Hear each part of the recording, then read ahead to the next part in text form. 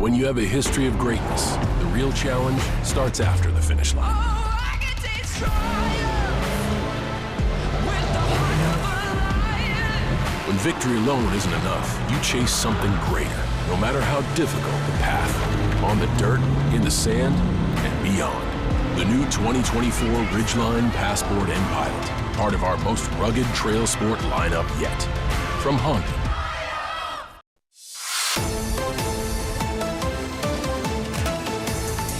I'd like to call this special meeting of the Terrebonne Parish Council to order.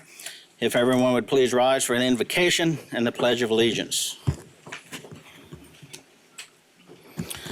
Heavenly Father, we thank you for this day, Lord. We thank you for all that you're doing for the citizens and the workers within Terrebonne Parish, Lord. We ask for your wisdom and guidance as we contend with the affairs that are placed before us, Lord God. We ask that whatever decisions we make, that they would bring glory to your name. In Jesus' name we pray. Amen.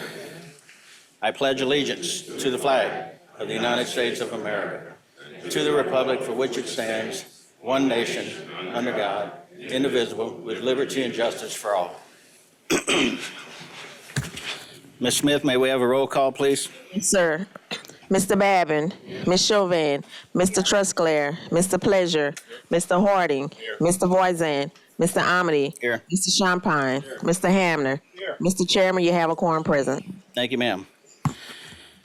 Item 1, a public hearing to discuss the following millage rates for the tax year 2024 for the parish property taxes with no roll forward provisions.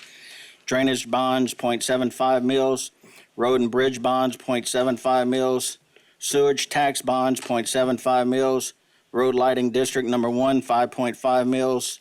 Road lighting district number 2, 0.5 mils. Road lighting district number 3, 2.25 mils.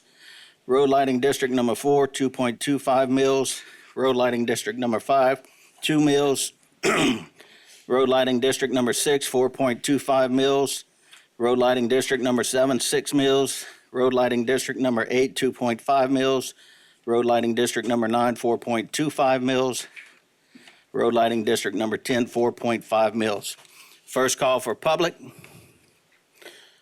Come up to the mic, sir. State your name and address for the record, like we don't already know you. And watch for that little green light to come on. When it comes on, you're good to go, just in case you forgot. Can somebody put his, let me do it.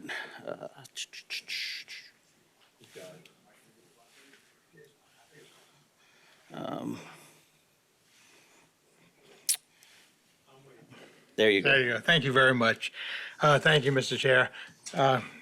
Good to see you too and everyone. I'm glad to be here today. I wanted to bring something up on this for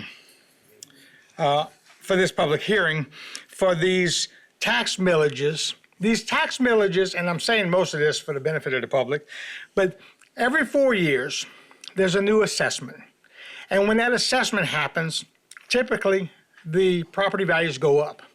When the property values go up, that means that the amount of money that we're paying based upon those new property values it's a lower millage. It automatically moves to a lower millage because we're paying the same dollar amount with a higher assessment.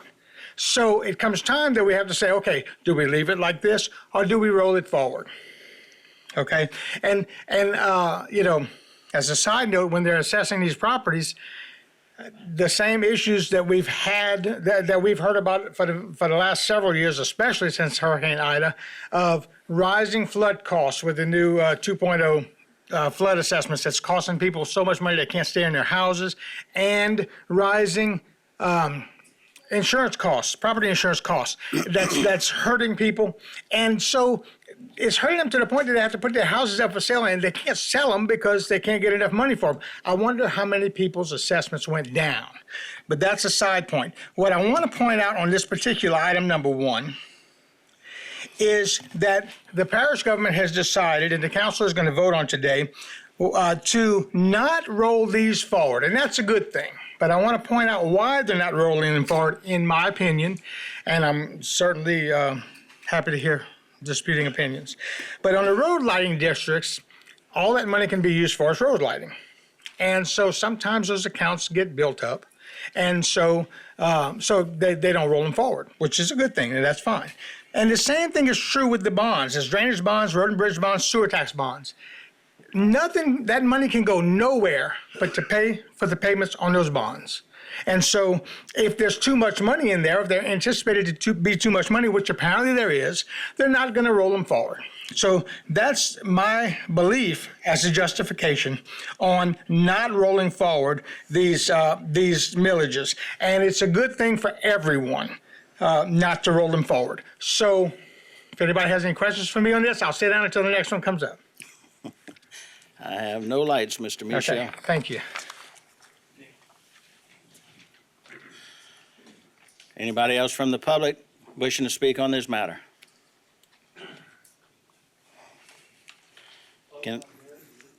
I'm sorry. I have a motion to close public hearings by Mr. Trosclair, second by Mr. Pleasure. Members, vote your machines. 9 yeas, 0 nays. Public hearing is closed. Item 3, a public hearing to discuss the following millage rates for the tax year 2024 for the parish property taxes subject to roll forward provisions. Number 1, City ad valorem adjusted millage. Number 2, City of Houma fire adjusted millage. Number 3, City of Houma police adjusted millage.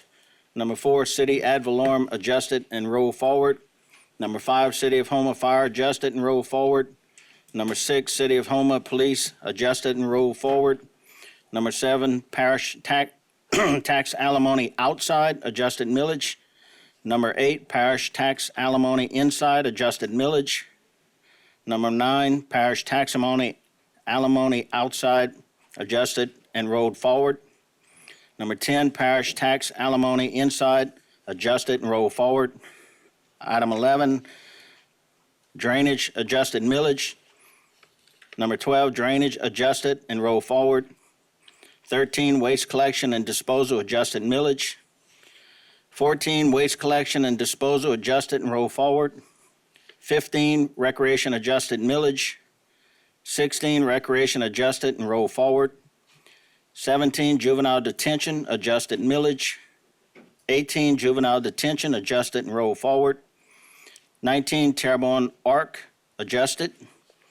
20, Terrebonne ARC adjusted and roll forward. 21, health unit and school safety adjusted millage. 22, health unit and school safety adjusted and roll forward.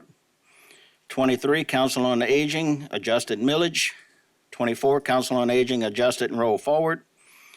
25, mental health center adjusted millage. 26, mental health center adjusted and roll forward. 27, road district number 6 adjusted millage. 28, road district number 6 adjusted and roll forward. First call, public. You wish to come back, Mr. Michel? Thank you. And please state your name. I'm sorry, Gerald Michel, 803 Douglas Drive, Houma, Louisiana, 70364. Thank you, sir. Don't mention it. Okay, so if you look at 27 and 28, they're road district number 6 adjusted and roll forward. That's not a road lighting district, though. I take it back then. So I'm looking at these, and there's some of these that you just have, some of them you're just going to always roll forward. The tax alimony, the parish alimony taxes are going to always be rolled forward. That was the initial, if I understood this right from an explanation I heard years ago, that's the initial taxation that the state allowed us to do in order to kind of get started with the parish government. So, and then there's all these others. But my question for you, I think the most important thing this council does is to oversee the budget and things like this, the revenue sources.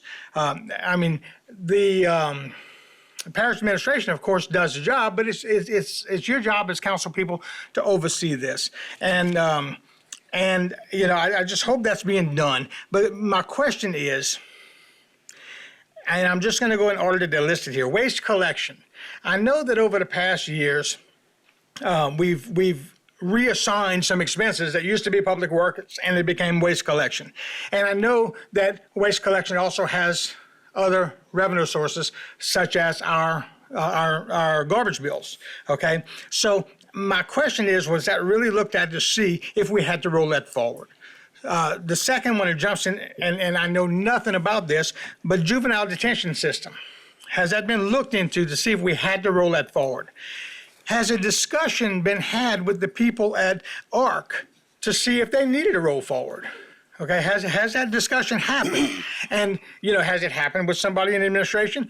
And has it been double checked by the people on the council? And finally, Council on Aging. Has that conversation happened? I don't know if these conversations have happened, but I'm asking the question: have those conversations happened? And people are struggling right now, and for us to just automatically roll things forward, and we get into that mindset as government officials, we get into the mindset like a business. We need more money. We can do more with more money. Well, we got to think about that, and these roll forwards have to come up for a reason. So, I'm just asking the council if those things have happened. If you think you've researched it well enough, then wonderful. Okay.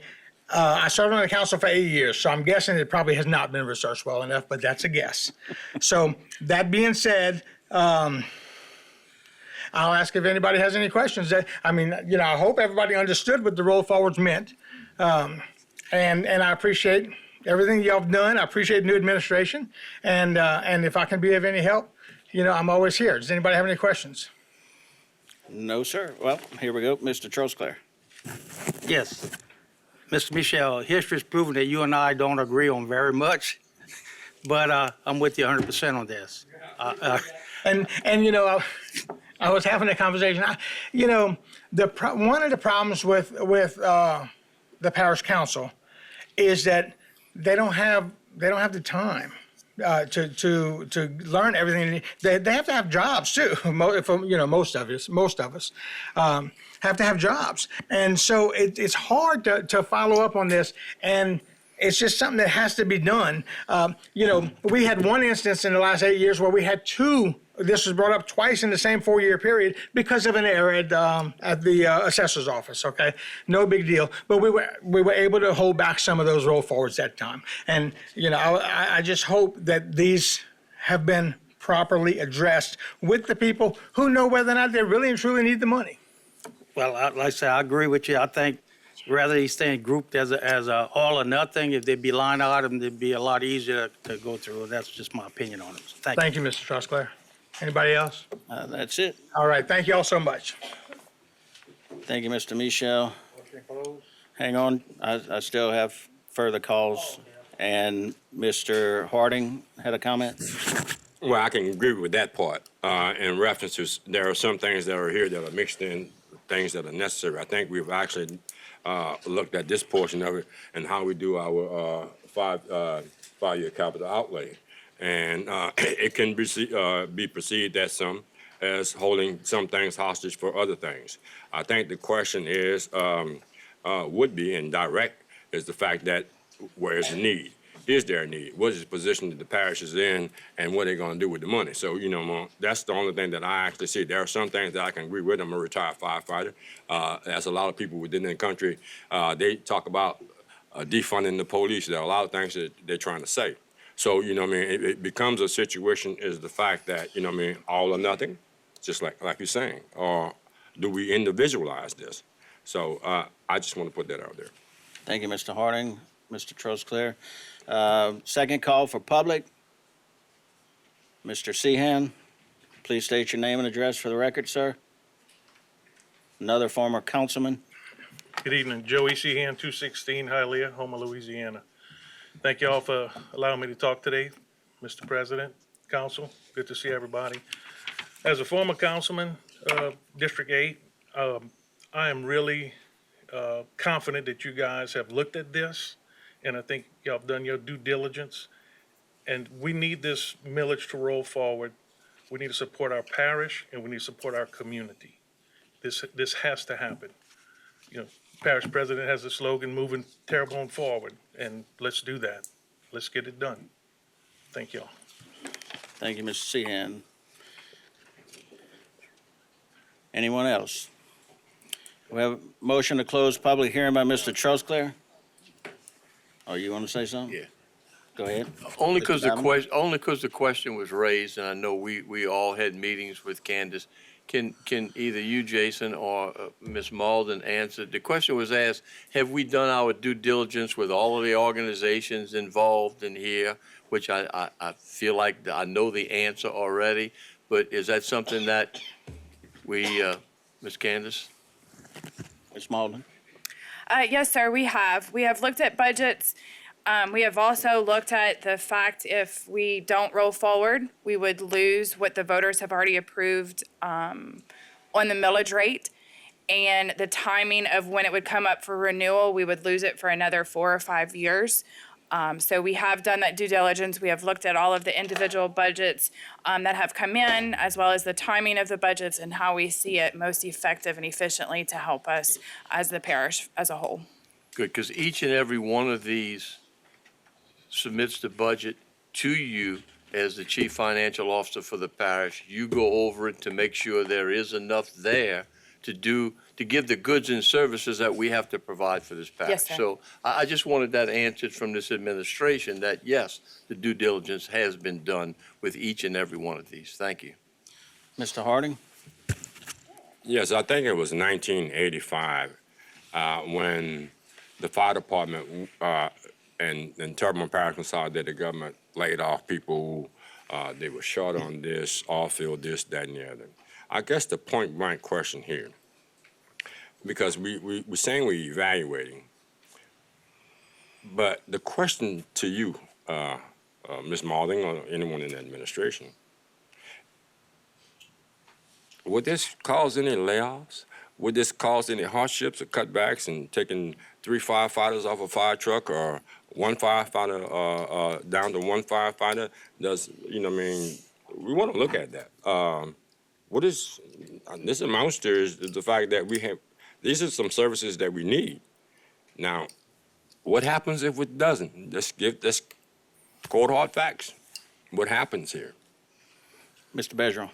So, one of the conversations that I've had coming into office is I'm an efficiency guy. And I knew without a shadow of a doubt, one of my main responsibilities in office would be to do more with what we have. To then see our sales tax drop, our oil revenues drop, our video poker drop. And right now we've tasked all of our directors with finding $3 million. Because we got to find $3 million just to be good as a parish. If this roll forward doesn't happen, we're looking for 4.5. So at a certain point, you can only cut so much before you have to make tough decisions. And I'm just telling you that if this don't roll forward, it's $1.5 million more of tough decisions that we're already working on. So again, the question also was, would you have to lay off and would you have to cut services? We're talking about how much we need.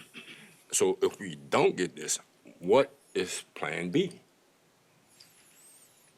So we've tasked our directors with trying to cut 10% out of each department. And that's with the 1.5 rolling forward. So again, we're cutting 3. We're trying to find 3. If this don't roll forward, we're looking for 4.5. And when you look at, general fund and those areas where, our biggest problem that I've seen since I've been in office is the lack of money for operations and maintenance. We built a bunch of big, great stuff, but it cost $6,000 to change the oil on one of the pumps on Hanson Pump Station. So the more we run that pump, the more often we got to spend $6,000 to change the oil in that pump. That's not covered under the capital project. So the trouble we're looking at now is aging car fleets. We're looking at things that have just been, again, we've been building a lot of cool new stuff, but we got to maintain that stuff. And what our administration has been about is working to get the grass cut, working to get the roads fixed, working to make sure that we're doing as much as we can with the money we have. We're implementing efficiencies. You all just experienced the email upgrade, right? That right there probably gonna save us $100,000, right? And we're just doing those things every day. Like, what can we get rid of? What can we change? How can we work more efficient?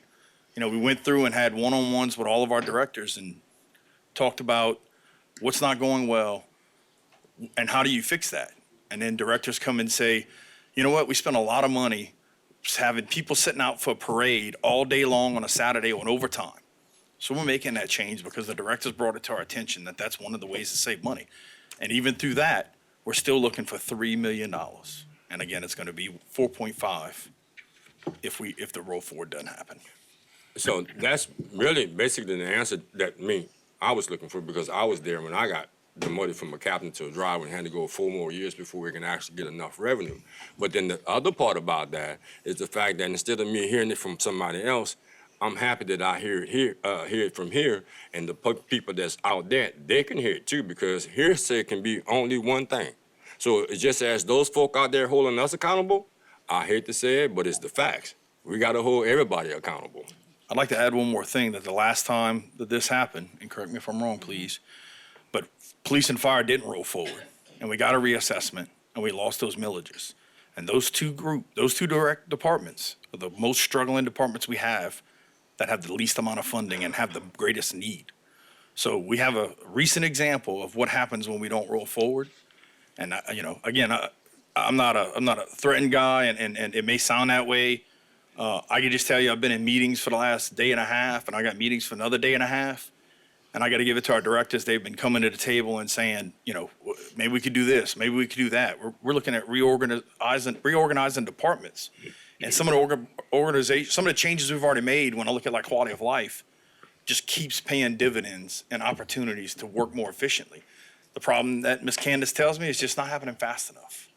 So, I do think in another year and a half, we're in a better place. But right now, we got to make some serious decisions.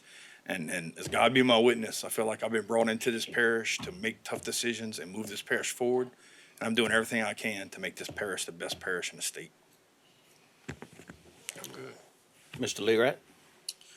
Thank you, Chair. My job as CEO is to ensure efficiency and productivity for all these departments, to make sure that the vision that Jason's laid out gets done. Right? I think everybody knows on the board here, and maybe not everybody knows in the public, we don't have the money we need to do everything, right? To cut grass, to maintain our bayous, to do everything that we need to do to ensure what we guarantee to the public sometimes, right? That's a constant struggle, and maybe not everybody understands that, right? But we experience the same increases in price that everybody else does. Insurance being a big part of that, right? And that can't go away. We need our insurance, right? Because we're smack dab in the middle of hurricane season. The anniversary of Ida's coming right back up, and there's some things that are still lingering. Construction costs, cost of everything, cost of garbage collections up. Everything that we're experiencing is going up. So how do we ensure that we keep moving forward, right? And how we ensure that we don't have to reduce services?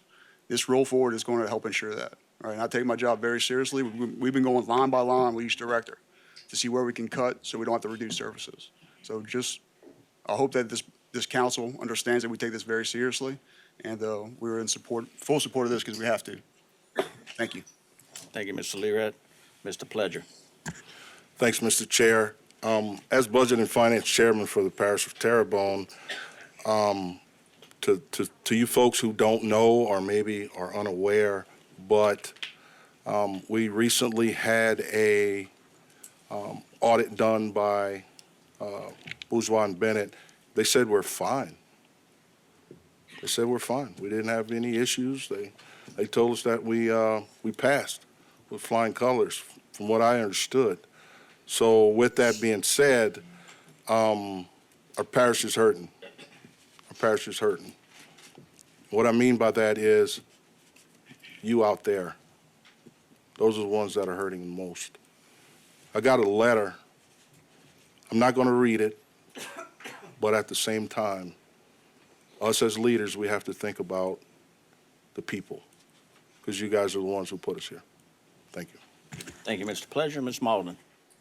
Yes, sir. Thank you, Mr. Chair. Just to go back on that audit, Mr. Pledger, the audit firm comes in and they're looking at 2023's budget, and their audit financial statements, actual numbers, not budget. Sorry, I have budget in my head.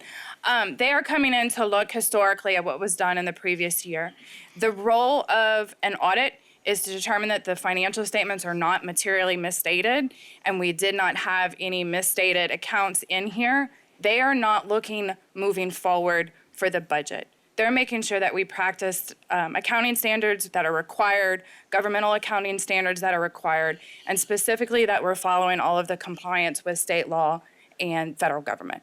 So they're not going to look in here and say that we have what's available for the future. They're telling us what we had done in the past was not materially misstated. You're correct. They told us we did a good job. We have the best clean opinion you can get, but that's not about moving forward. I just wanted to clear that up. Yes, sir. Mr. Pleasure? Thank you, and thanks for that clarity, Ms. Malden. But Mr. Lerat mentioned that we're looking, and also Parish President mentioned that we're looking at all the departments to see where we can trim the fat of sorts a little bit. But at the same time, if we're doing that, that means we're cutting services. It goes hand in hand, because if you're not spending the same money, you're not doing the same things. But maybe I can be cleared on that.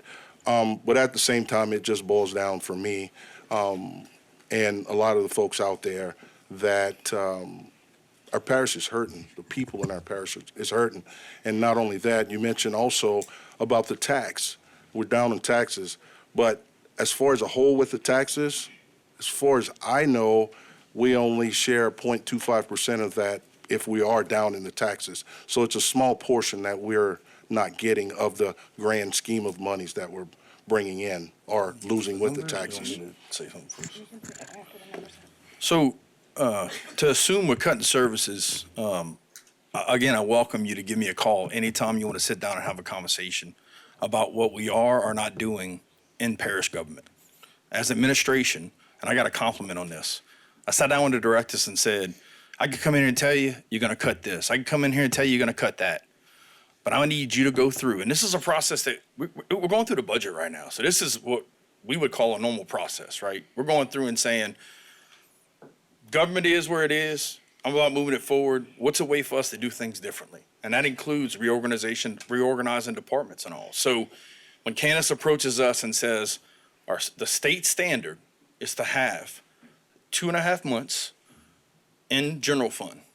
And based on our current loss of revenue, we're going to have $1.4 million. So that means if we get hit with a hurricane, guess what we don't get to do? Anything, because we don't have the money to cover us, because we might not have revenue coming in, all the worst case scenarios, which we've been through. This is the 3rd anniversary of one of those worst case scenarios. So, I just don't think it's fair to assume we're cutting services. We're doing everything you can for government to be more efficient. And right now, things are down, and we're working on trying to figure out a way to make sure we do everything we can and spend the money we have to the best way possible. Get as much as we can for what we have, and do everything we can not to reduce services. And I got to give it to these directors. I mean, they are going above and beyond based on the fact that I don't think they ever got this opportunity. And that's what we got going on right now, is an opportunity to do things differently and spend this money better and spend it more efficiently. But again, it's whether or not we're looking for 3 million or 4.5. And, we're talking about having a budget that has to be to you guys by the end of September. And so we're doing all this, and all that's going on, and Ms. Candace can share exactly what it means to us. But it's millions of dollars to the revenue of the reports that I see. And if I'm not mistaken, we also had meetings with council members that showed these exact numbers. So to say you're not aware of it or don't know what's going on, we had a meeting that said, this is where we are, and this is where we're going, and this is what it's going to look like, and this is why we're doing this. Did we not? So, to say it's only 0.25, I saw different numbers on the report that we presented to as many council members that were available to have that meeting. And to some of the stuff, it just starts to become misinformation. And we could pull the numbers up right now to show the difference if we need to. So look, I'm the first guy that says, I don't want to charge a dime more than I need to unless I know we're spending the money we have. But I've been here 8 months, and we're already making some differences, and it's going to get better. But right now, we can't play on maybes. We got to play on, we've saved exactly this much money, right? Because I can point to this guy at the end right here that saved over $300,000 between a phone upgrade, an email upgrade, and getting rid of some circuits that have been paid for the last 6 years at a tune of $50,000 a year for one circuit. So we're doing all that, and we still got to find $3 million. And if this don't pass, we got to find $4.5 million. And anytime you're welcome to come have that conversation again, please let me know, because I want you to be informed so that you can make an informed decision. Mr. Pleasure. I really do appreciate that, Mr. Bazron, your tenacity and wanting to move the parish forward. I get that.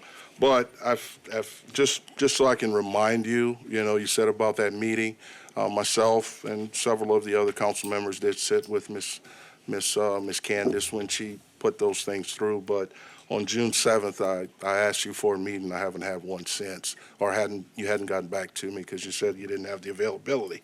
Also, June 7th of this year, yes. And also, if I can also, I think everybody else had a meeting in regards to the wish list and things like mine was canceled, but I never got a call back. So having a meeting is going to be hard. But I'll get with Ms. Candace and try to figure things out, and we'll move forward when we get the budget in front of us. Thanks, guys. Thank you, Mr. Pledger. Thank you, Mr. Bergeron. Ms. Marlin, so you have something else? Yes, sir. I just want to go back to the total sales tax that Terrebonne Parish Consolidated Government has coming in. We are projecting for 2024 as well as 2025 for that to be about $46.5 million overall, which is going to be about a $1.2 million loss. Again, that's total. So that's broken up between what goes to general fund, what goes to public safety and drainage and all of that. But we can go into detail at a later date, but I just wanted to bring that up. When you had said the 0.25, I wanted to make sure we were talking about the full numbers. Thank you, Ms. Marlin. So I have a motion to close public hearing by Mr. Troxclair, second by Ms. Chauvin. Members vote your machines.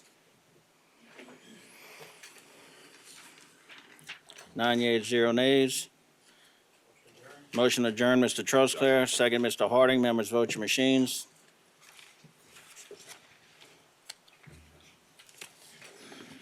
This special meeting is adjourned. Folks, we're going to go right into our next meeting. Our regular Terrebonne Parish Council meeting of Wednesday, August 28, 2024. Notice to the public. If you wish to address the council, please complete the public wishing to address the council form located on either end of the counter and give it to either the chairman or the council clerk prior to the beginning of the meeting. All comments must be addressed to the council as a whole. Addressing individual council members or staff is not allowed. Speakers should be courteous in their choice of words and actions, and comments shall be limited to the issue and cannot involve individual or staff-related matters. All cell phones, electronic devices used for communication should be silenced for the duration of the meeting. I'd like to call this meeting to order. If everyone please rise, we'll have the invocation and pledge of allegiance by Councilwoman Kim Chauvin. Heavenly Father, we seek your help with our affairs today. Bless this meeting with your divine intelligence and help us to make the best use of our own. We are of diverse opinion here, yet we wish to mend our differences and reach agreement satisfactory to all. Please share a lot of your wisdom with us to help us to do right by all. Thank you for your heavenly blessing. Amen. Amen. I pledge Allegiance to the flag of the United States of America and to the republic for which it stands, one nation, under God, indivisible, with liberty and justice for all.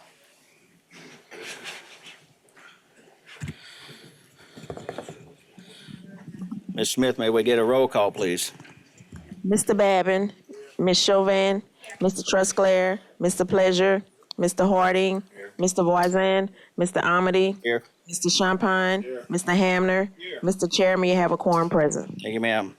Approve the minutes of the special session condemnation hearing on July 23rd, 2024. Moved by Mr. Babin, second by Mr. Harding. Members vote your machines.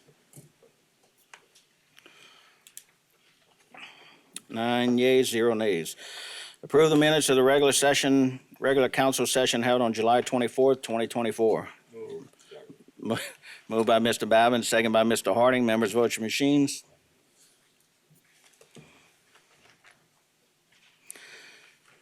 9 yeas, 0 nays. Approve the accounts payable bill list for 8/19/2024 and 8/26/2024. Moved by Mr. Pleasure. Second, Mr. Harding.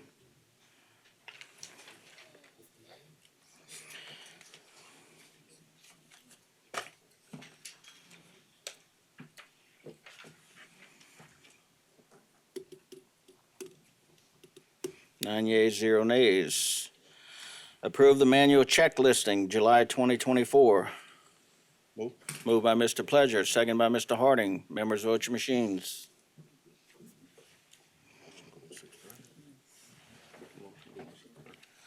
How do we have it listed here? So 9 yeas, 0 nays.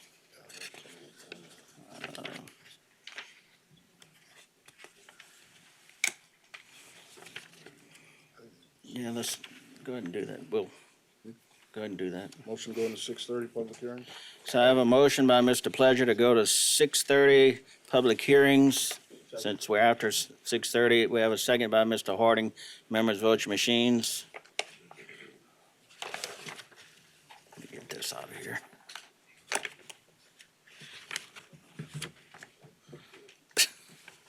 Nine yeas, 0 nays. We're going into 6:30 public hearings. Item A is an ordinance to rescind ordinance number 9015 to amend Appendix A, Chapter 6, Part 2 of the Terrebonne Parish Code of Ordinances in order to reinstate certain residential building permits fees outlined in Exhibit A attached hereto. First call for public. Second call for public. Third and final call for public. We have a motion to close by Mr. Harding, second by Ms. Chauvin. Members, vote your machines. 9 yeas, 0 nays. Public is closed. Motion to adopt Mr. Harding, second Ms. Chauvin. Members, vote your machines.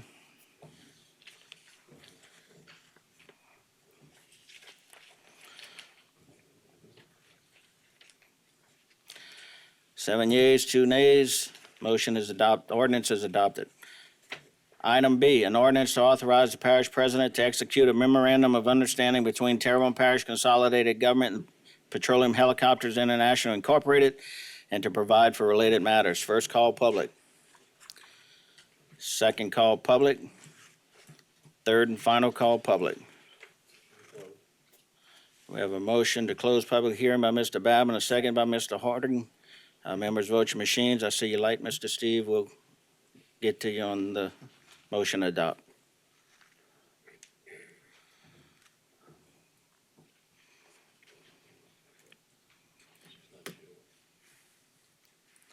Nine yeas, 0 nays. Public is closed. We have a motion to adopt Mr. Harding.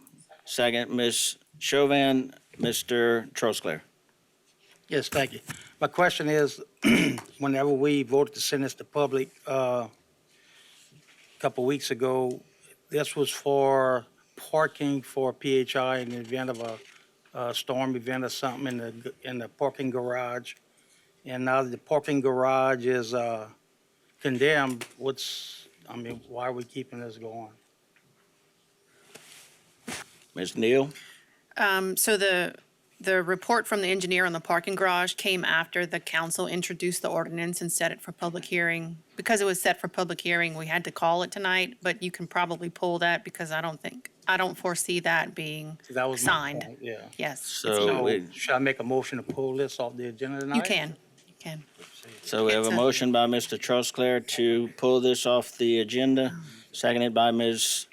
Chauvin. Members, vote your machines. Mr. Babin, you had something you wanted to add? Yeah, I don't know if we can use the word condemned yet because we have not gotten the final structural engineering report on the building. So it's unusable at this point.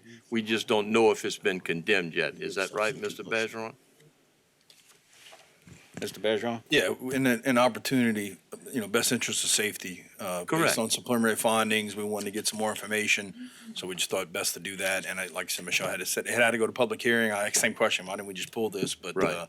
it had to go through the process, and so. I just yeah. wanted to make sure that everyone in the public knows that it has not been condemned as of this No, point. sir. It's just unusable, and this is the right move to make. Thank you. All right, so we got a motion and a second to pull this from the agenda. Members, vote your machines. 9 yeas, 0 nays. Item C, an ordinance declaring the following adjudicated property as surplus located at 1601 Bayou du Large Road, in which the parish has 4.1667% and authorizing said item to be disposed of by any legally approved methods. First call, public. Second call, public. Third and final call, public. Who? Mr. Babin makes a motion to close, seconded by Mr. Harding. Members, vote your machine. 9 yeas, 0 nays. Motion to adopt, Mr. Babin, seconded by Mr. Harding. Members, vote your machines. 9 yeas, 0 nays. Ordinance is adopted. Item D, an ordinance to approve an additional ad valorem tax exemption of up to $2,500 of the assessed valuation of property receiving homestead exemption that is owned and occupied by a qualified first responder pursuant to Article 7, Section 21O of the Louisiana Constitution. First call public. Second call public. Third and final call public. We have a motion to close by Mr. Babin, second by Mr. Harding. Members vote your machines. 9 yeas, 0 nays. Motion to adopt, Mr. Babin, second, Mr. Harding. Members vote your machines.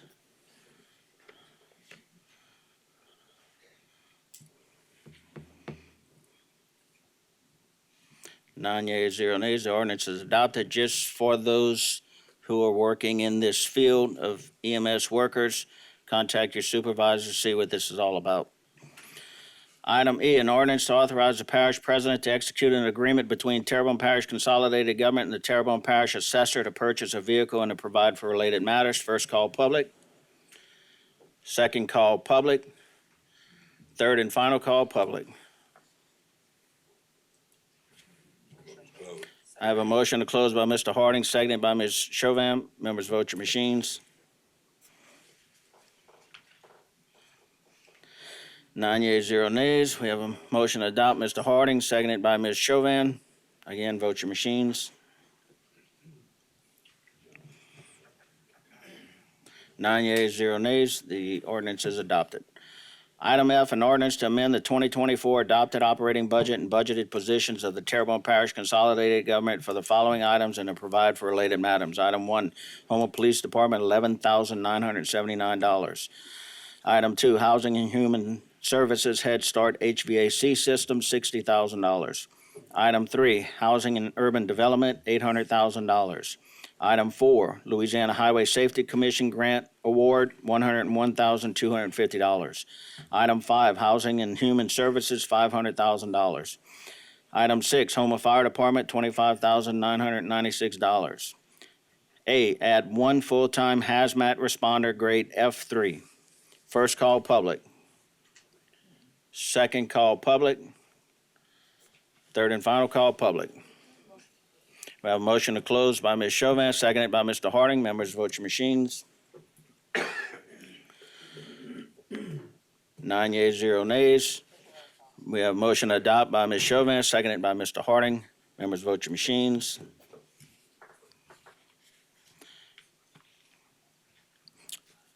8 yeas. Motion, the ordinance is adopted. Item G is an ordinance to amend Article 4, Chapter 18 of the Terrebonne Parish Code, Section 18-91, to add Bayou Side Drive to the 25-mile-per-hour regulations. First call public. Second call public.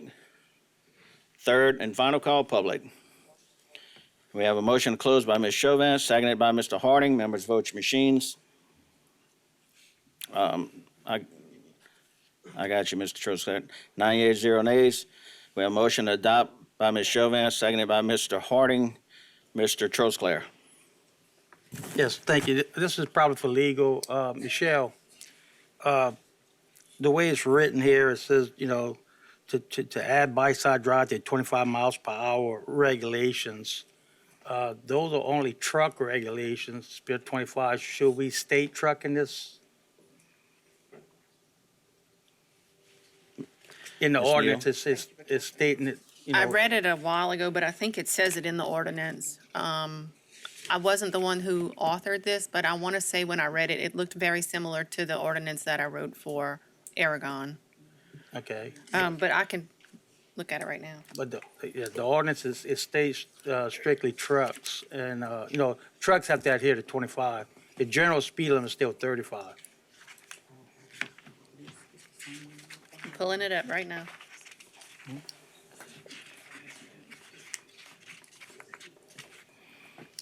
It says that in the ordinance, that it's large trucks, dump trucks, box trucks, tractor trailers only. Thank you. I can't find mine. Thank you.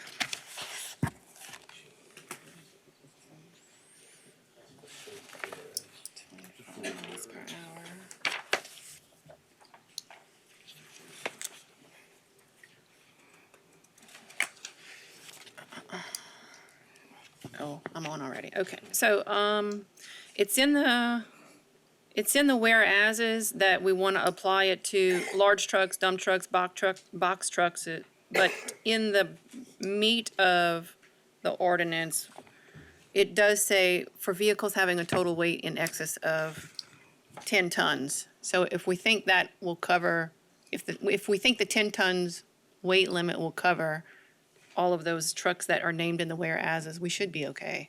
But they're not specified. But yeah, I understand that, you know, but I'm talking about this part of it being added to it. If you add by-side drive with this state, I mean, does that change anything? I mean, I'm just asking because, you know, I want to make sure that we get what we can enforce what we're trying to do. I'm not sure if I understand. 25 miles per hour, by-side drive, only for vehicles having a total weight in excess of 10 tons. So it limits to 25. Oh, on by-side drive, okay. I didn't say nothing, sorry. I'm happy to speak to you about it, Mr. Steve. Yeah. Okay. Thank you, Mr. Trosclair. Ms. Neal? So we have the motion on the floor. Members, vote your machines. 9 yeas, 0 nays. The ordinance is adopted. Item H is an ordinance amending ordinance number 9030 and the Terrebonne Parish Code of Ordinances, which establishes a no parking zone on Polk Street to extend the existing zone northward to 532 Polk Street, authorizing the installation of said signs and addressing other matters relative thereto. First call public. Second call public. Third and final call public. Motion to close by Mr. Harding, seconded by Ms. Chauvin. Members, vote your machines. 9 yeas, 0 nays. Motion to adopt, Mr. Harding, second, Ms. Chauvin. And Mr. Harding, you wish to speak? Yeah, for some time, if you've been traveling, coming from Main Street, West Main Street, traveling on Polk Street, there's a little bottleneck there around General Bragg Street. We just moved the no parking sign a little further back for a little safety factor there. We're getting a little congestion there. Traffic is increasing. So just to serve notice to those people that did not attend, let them be aware. It's not much of a change. It's about 300 feet of just moving it back a little bit. But it's going to be much safer for the people that's coming out near that health unit on Polk Street. So thank you. Thank you, Mr. Harding. So members, vote your machines. 9 yeas, 0 nays. The ordinance is adopted. Item I, an ordinance to amend Terrebonne Parish Ordinance Number 8865 to remedy the title of that certain dededicated portion of Catherine Street in Houma, Louisiana, and to address other matters relative thereto. First call public. Second call public. Third and final call public. We have a motion to close by Mr. Trosclair, second by Mr. Harding. Members, vote your machines.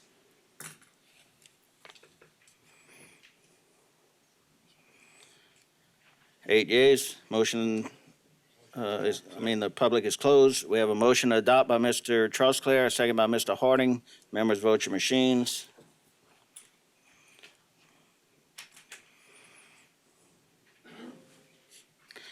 Eight yeas. Motion, the ordinance is adopted. I have a motion to go back in the regular order by Mr. Harding, seconded by Ms. Chauvin. Members, vote your machines.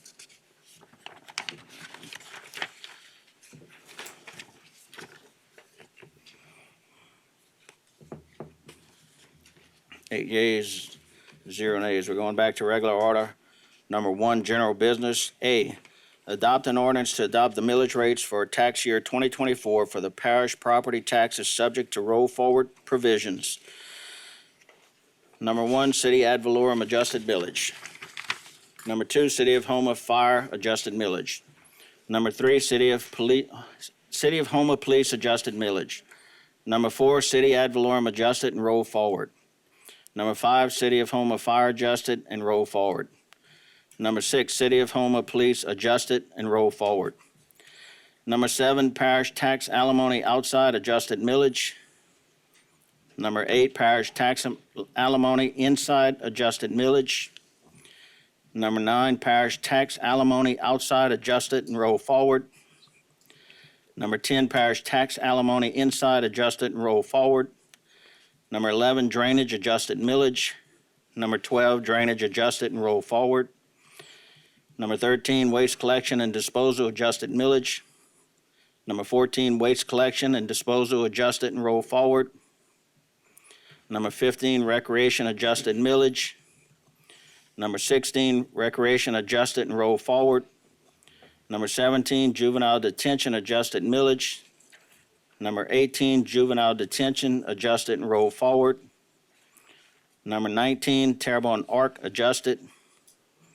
Number 20, Terrebonne Arc adjusted and roll forward. Number 21, health unit and school safety adjusted millage. Number 22, health unit and school safety adjusted and roll forward. Number 23, council on aging adjusted millage. Number 24, council on aging adjusted and roll forward. Number 25, mental health center adjusted millage. Number 26, mental health center adjusted and roll forward. Number 27, road district number 6 adjusted millage. Number 28, road district number 6 adjusted and roll forward. And before we do anything further, I just want to make a statement. Because this is a tax measure, we have to have a two-thirds vote.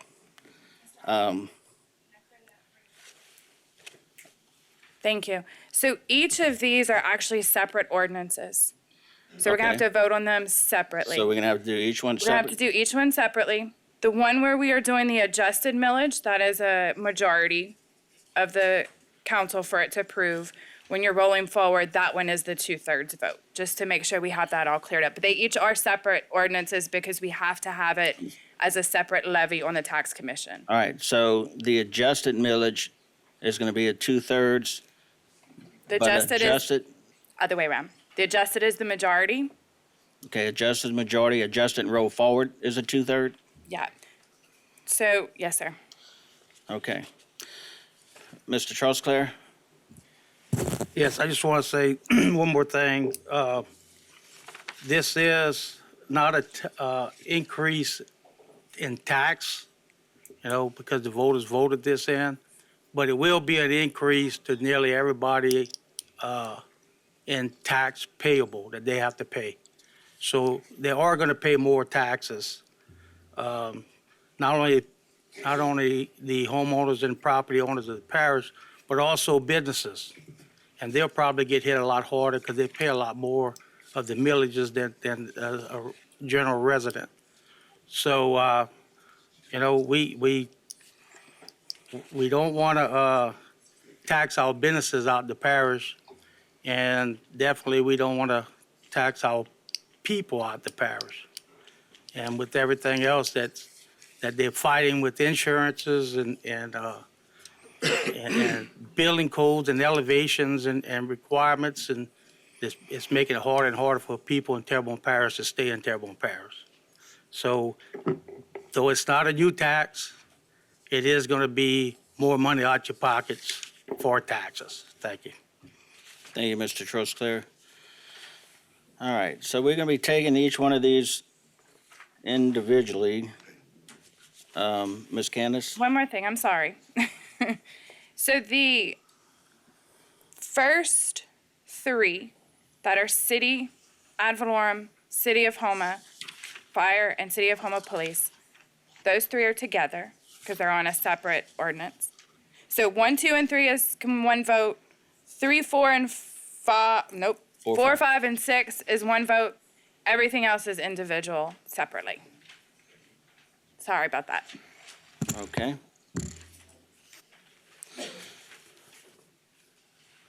So, Ms. Triggs, we're going to have to entertain a motion for each one, right?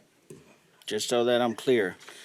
And folks, because this is important and now much, I'm going to call for a roll call vote for each one. I don't want anybody to touch their machine and it not count, especially for the ones that are 2/3 vote. So first, we're going to start with number 1, which is 1, 2, and 3. Can I get a motion? So we have a motion to adopt items 1, 2, and 3 by Mr. Babin, seconded by Mr. Hamner. Ms. Smith, can you give us a roll call vote? Mr. Hamner, Yay. Mr. Babin, Mr. Chauvin, Mrs. Chauvin, Mr. Trusclair, Mr. Pleasure, Mr. Harding, Yay. Mr. Voisin, Mr. Amity, Yay. Mr. Champagne, Yay. 9 yeas. So that ordinance passes. Next one are items 4, 5, and 6. City ad valorem adjust and roll forward. City of Houma Fire adjust and roll forward. City of Houma Police adjust and roll forward. This one's going to take a 2/3 vote. We have a motion to adopt by Mr. Babin, seconded by Ms. Chauvin. Ms. Smith, give us a roll call, please. Mr. Hamner, Yay. Mr. Babin, Ms. Chauvin, Mr. Trusclair, Mr. Pleasure, Mr. Harding, Yes. Mr. Voisin, Mr. Amity, Yay. Mr. Champagne. Yay. 9 yeas. All right, so ordinance is adopted. Here goes fun, guys. Correct me again, please. Sorry. So we just, now 7 and 8 can be together, and 9 and 10 can be Be together. And then everything after that is separately. Unless you change your mind again. Unless I change my mind again. Yes, sir. All right, guys. So, next item, 7 and 8, parish tax alimony outside adjusted millage, parish tax alimony inside adjusted millage. So we have a motion to adopt by Mr. Babin, seconded by Ms. Chauvin. Ms. Alicia, can you get a vote? Mr. Hamner, Yay. Mr. Babin, Ms. Chauvin, Mr. Trusclair, Mr. Pleasure. What'd you say? Oh. Mr. Harding, Yay. Mr. Voisin, Mr. Amity, Yeah. Mr. Champagne. Yay. 9 yeas. Thank you, ma'am. Items 9 and 10, parish tax alimony outside, adjusted and roll forward. Parish tax alimony inside, adjusted and roll forward. This is a 2/3 vote. We have a motion to adopt by Ms. Chauvin, second by Mr. Harding. Ms. Alicia, can we get a roll call? Mr. Hamner, Yay. Mr. Babin, Ms. Chauvin. Yay. Yes. Mr. Trusclair. Mr. Pleasure. Nay. Nay. Okay. Mr. Harding. Yes. Mr. Voisin. Mr. Amity. Yay. Mr. Champagne. Yay. 7 yeas, 2 nays. Motion is, ordinance is adopted.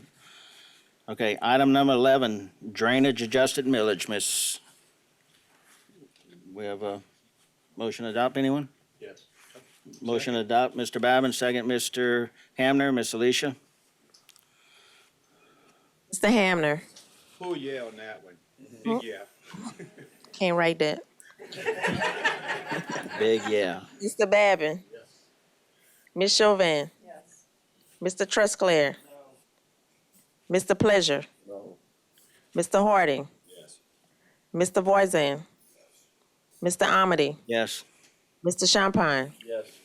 7 yeas, 2 nays. Ordinance is adopted. That was number 11. Number 12 is drainage adjusted and roll forward. We have Move it. motion to adopt by Mr. Hamner, second by Mr. Harding. Ms. Smith? Mr. Hamner. Yes. Mr. Babin. Ms. Chauvin. Mr. Trusclair. Mr. Pleasure. No. Mr. Harding. Yes. Mr. Voisin. Mr. Amity. Yes. Mr. Champagne. Yes. 7 yeas, 2 nays. Ordinance is adopted. Number 13, waste collection and disposal, adjusted millage. Move. Second. Mr. who? Babin? Babin. Motions for adoption, second by Mr. Hamner, Ms. Smith, Mr. Hamner, Yes. Mr. Babin, Ms. Chauvin, Mr. Trusclair, Mr. Pleasure, No. Mr. Harding, Mr. Voisin, Mr. Amity, yes. Mr. Champagne. Yes. 7 yeas, 2 nays. Thank you, ma'am. Ordinance is adopted. Number 14, waste collection and disposal, adjusted and roll forward. Motion to adopt, Mr. Babin. Second was Mr. Harding. Ms. Smith? Mr. Hamner, Yes. Mr. Babin, Ms. Chauvin, Mr. Trusclair, Mr. Pleasure, No. Mr. Harding, Mr. Voisin, Mr. Amity, Yes. Mr. Champagne. Yes. 7 yeas, 2 nays. Is that champagne or champagne? The ordinance is adopted, 7-2. Number 15 is recreation adjusted millage. Motion to adopt, Mr. Harding. Second. Second by Mr. Champagne. Ms. Smith? Okay, Mr. Hamner, Yeah. Mr. Babin, Ms. Chauvin, Mr. Trusclair, Mr. Pleasure, No. Mr. Harding, Yes. Mr. Voisin, Mr. Amity, Yes. Mr. Champagne. Yes. 7 yeas, 2 nays. Ordinance is adopted. 16, recreation adjusted and roll forward. Motion to adopt, Mr. Harding. Second, Ms. Chauvin. Ms. Smith? Mr. Hamner, Yes. Mr. Babin, Ms. Chauvin, Mr. Trusclair, Mr. Pleasure, No. Mr. Harding, Yes. Mr. Voisin, Mr. Amity, Yes. Mr. Champagne. 7 yeas, 2 nays. Ordinance is adopted. Item 17, juvenile detention adjusted millage. Motion to adopt by Mr. Harding, second by Ms. Chauvin. Ms. Smith? Mr. Hamner, Yes. Mr. Babin, Ms. Chauvin, Mr. Trusclair, Mr. Pleasure, No. Mr. Harding, Mr. Voisin, Mr. Amity, Yes. Mr. Champagne. Yes. 7 yeas, 2 nays. The ordinance is adopted. Number 18, juvenile detention adjusted and roll forward. Moved by Mr. Harding, second by Ms. Chauvin. Ms. Smith? Mr. Hamner, Yes. Mr. Babin, Ms. Chauvin, Mr. Trusclair, Mr. Pleasure, No.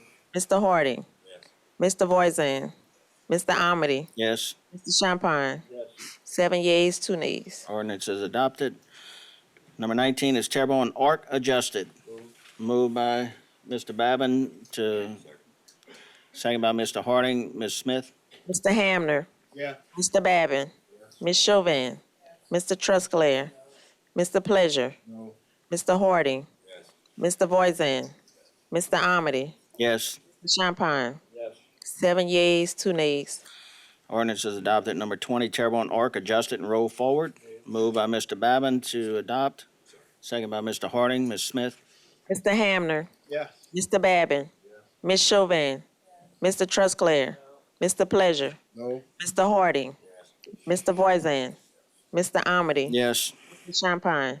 Yes. 7 yeas, 2 nays.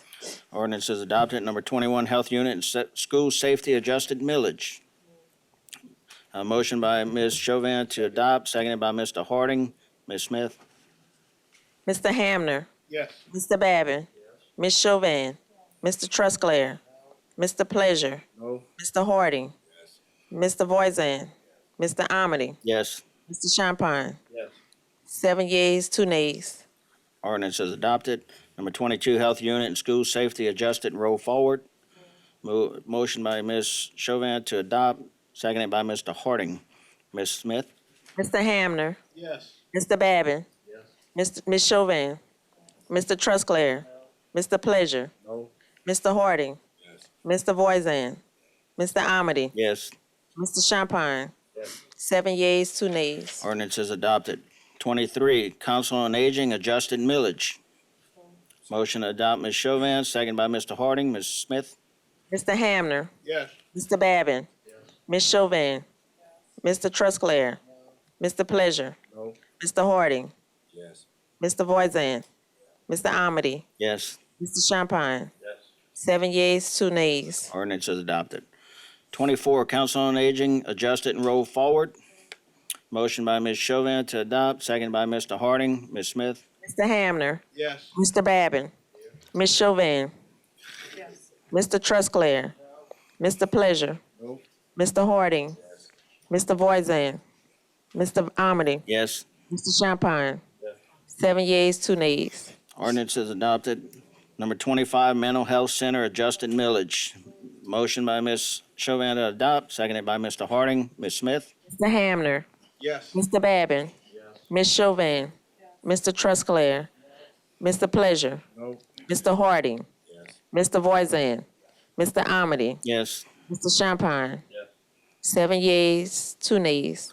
Ordinance is adopted. Number 26, Mental Health Center, adjusted and roll forward. Ms. Chauvin motions to adopt, seconded by Mr. Harding. Ms. Smith? Mr. Hamner. Yeah. and I'll be there after the meeting. Mr. Babin. Ms. Chauvin. Mr. Trusclair. Mr. Pleasure. Mr. Harding. Mr. Voisin. Mr. Amity. Yes. Mr. Champagne. 7 yeas, 2 nays. Ordinance is adopted. Number 27, Road District Number 6, adjusted millage. So move. So Mr. Hamner makes a motion to adopt. Second by Mr. Champagne. Ms. Smith? Mr. Hamner. Yes. Mr. Babin. Ms. Chauvin. Mr. Trusclair. Mr. Pleasure. Mr. Harding. Mr. Voisin. Mr. Amity. Yes. Mr. Champagne. 7 yeas, 2 nays. Ordinance is adopted. Number 28, Road District Number 6, adjusted and roll forward. So move. Mr. Hamner makes a motion to adopt, seconded by Mr. Champagne. Ms. Smith? Mr. Hamner. Yes. Mr. Babin. Ms. Chauvin. Mr. Trusclair. Mr. Pleasure. Mr. Harding. Mr. Voisin. Mr. Amity. Yes. Mr. Champagne. 7 yeas, 2 nays. Ordinance is adopted. So, Ms. Candace, on this next one, we have to do those. We can do them all one. All right, so item B is adopt an ordinance to adopt the millage rates for tax year 2024 with no roll forward. Second. We have a motion by Mr. Babin, seconded by Mr. Hamner. Ms. Smith, can you do a roll call vote, please? Yes. Mr. Babin. Ms. Chauvin. Mr. Trusclair. Mr. Pleasure. Yes. Mr. Harding. Yes. Mr. Voisin. Mr. Amity. Yes. Mr. Champagne. 9 yeas. Ordinance is adopted. Thanks, everybody, for your patience. Item C is a resolution urging and requesting the Terrebonne Water District to place a moratorium on collecting the M rate from RV parks in Terrebonne Parish.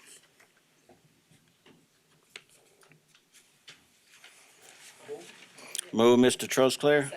Second, Ms. Chauvin. I have some speaker cards. First up will be Mr. Kevin Belanger.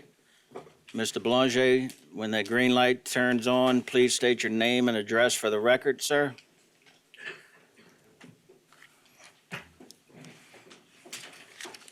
Thank you, Mr. Chairman, members of the council, Mr. Parish President. Appreciate y'all giving an opportunity for me to speak tonight.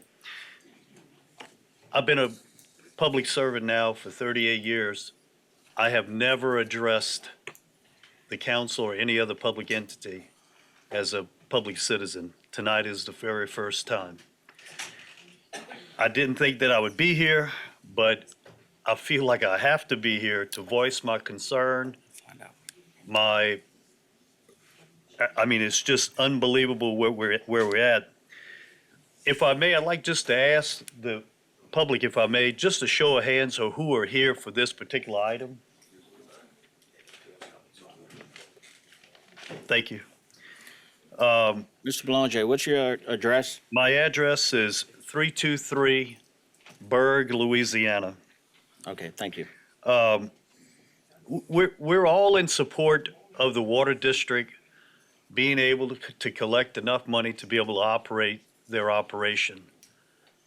we just come to this conclusion that I think that this is an overreach of government in such a way that if any of you or any in the public would sustain 1,000% increase in your water bill, you would have to take a second look.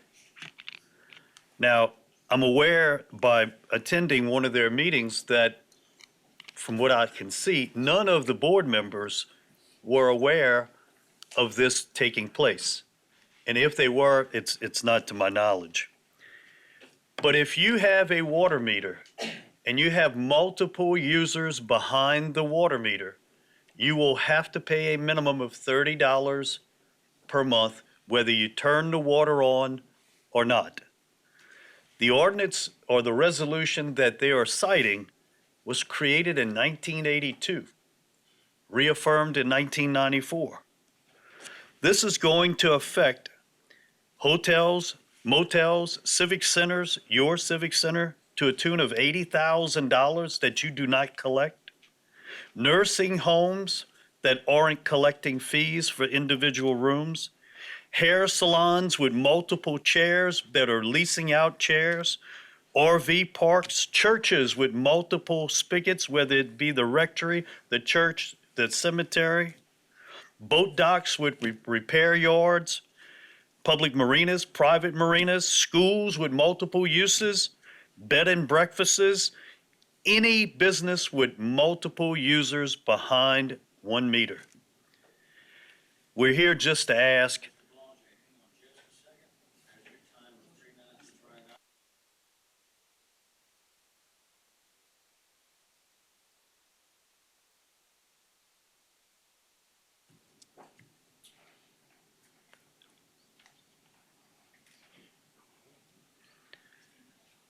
thank you. Thank you. Look, y'all were here tonight really struggling to roll forward these taxes. I saw in every one of you, you don't want to do it, but you have to. And we understand the water district needs money, and we're all for it. Don't tax a few, tax everyone. That is what we're asking for. Don't tax me this year and then decide to tax somebody 10 years from now, because that's what's happened. Some gentleman has been paying this fee for over 11 years. None of us here have. That's unfair to that gentleman. We want fairness, equitability, comprehensive enforcement. I'll close by just saying, we're not here to oppose waterworks. We're only asking them, take a pause, do a rate analysis, find out what your needs are, propose it, tax every business, not some. And what bothered me, I read in the paper this week that someone who represents the water district, that we're not here to sell water. We're here to give you access to water. Well, if you don't sell water, you're not going to have the ability to provide access. Your number one goal should be to figure out what your need is and calculate what that amount of cost per gallon needs to be able to conduct your business. That's what every business does. I just ask for the passage of this resolution. I appreciate the councilman who introduced it. It's not just for RV parks either. This is for every business. You can have a boatyard, you can have a marina, you can have camps that are in multiple, and believe me, there are lots in this parish. And if you choose to do what you want to do, well, hit us all at one time. Not some now, not some later, all at once. That's the fair and equitable way. It's unfair for us to implement it any other way. And I'll leave with this. The reason is that they're doing it this way is they don't know where these businesses are. 42 years we've been operating, and we don't know where the businesses are? Come on, gentlemen, ladies. This is crazy. We know where every business is. All you got to do is look in the business directory. They got the address. Doesn't take a rocket science to do this. Take a pause. We want to work with them. We want to do whatever they need us to pay. We want to be able to pay it. But man, 1,000%. And I'll give you this. Lady was paying $70 for her water. She's now faced with over 3,000 per month. That is actuality. That's a fact. They're here tonight. And there's many of them like this here tonight. You can't sustain this. We're going to drive people out of this parish. Thank you for your time. Thank you, Mr. Belanger. I have another card who wishes not to speak but just wanted to put in a card of support for the resolution by Mr. Kevin Falk. My next speaker card, Mr. Tanner McGee. And I'm sorry, I forgot to recognize you, former state representative for this area. Please state your name and address for the record, sir. Thank you. Tanner McGee, 312 Central, recovering politician. Here in my formal capacity as I'm representing some of the RV parks legally, and so they asked me to speak on some of the issues. And look, I'll be very brief with y'all. Mr. Belanger hit a lot of the points about why it's bad for business, why it's bad for Terrebonne Parish. But we have some real legal concerns about the resolution they're citing from 1984 that's been retroactively tried to be holding the RV parks after the fact to that standard. We raised it to the water district. Their message to us was, give us some time to review the process. You've raised some genuine concern. We would like an opportunity to take a look at it, and then we'll get back to you. And so really what we're here for tonight, guys, is to get them to put in place a moratorium while they go through that process. I mean, don't punish us while you're trying to figure it out is kind of what we're asking. And the reason why we're in front of you is a very simple question is, you actually appoint the people in the water district. So you're really the oversight board, right? They're your appointments to that board. I will tell you, I watched y'all struggle, as Mr. Belanger said, to consider taxes tonight. That's the tough stuff, right? But think about what you did. You deliberated, and then you required a 2/3 majority vote, not a regular simple majority, a 2/3. It was the same thing while I was in the state legislature. All tax measures required a 2/3 supermajority vote. The water district, in effect, with no vote, not a majority, no vote, decided in 2024 that an RV park fits under a resolution from 1982. That's what happened. No vote was taken, no 2/3 majority, no public input, nothing. So there is some deep concern about how that process is handled. And I think for the sake of the struggling businessman who went from $70 to $3,000, we owe it to them to have a fair process, and we go through the process like you did tonight. In reality, all we're asking for is what you went through tonight. And if it's legal, fine. And so that's where we kind of are with everything, and that's why we're asking for you to give you some awareness of it so you can reach out, the public can reach out to their water district because they represent the public just like you do, and they can voice their concerns. I read something in the paper, and it said that the business owners had sticker shock. That's not true. Headline was wrong. And the reason why I'm telling you it's not true is sticker shock is when you go buy a car and it's more money than you thought it was going to be. What happened is somebody showed up and said, hey, you bought a car. And they weren't anticipating buying that car, right? That's really what happened. And I thought Mr. Belanger hit on it, and I'm trying to be really brief with it. I'm out of time. I'm going to ask for just a couple more seconds. All right, so we have a motion to extend by Ms. Chauvin, seconded by Mr. Babin. Members, vote your machines.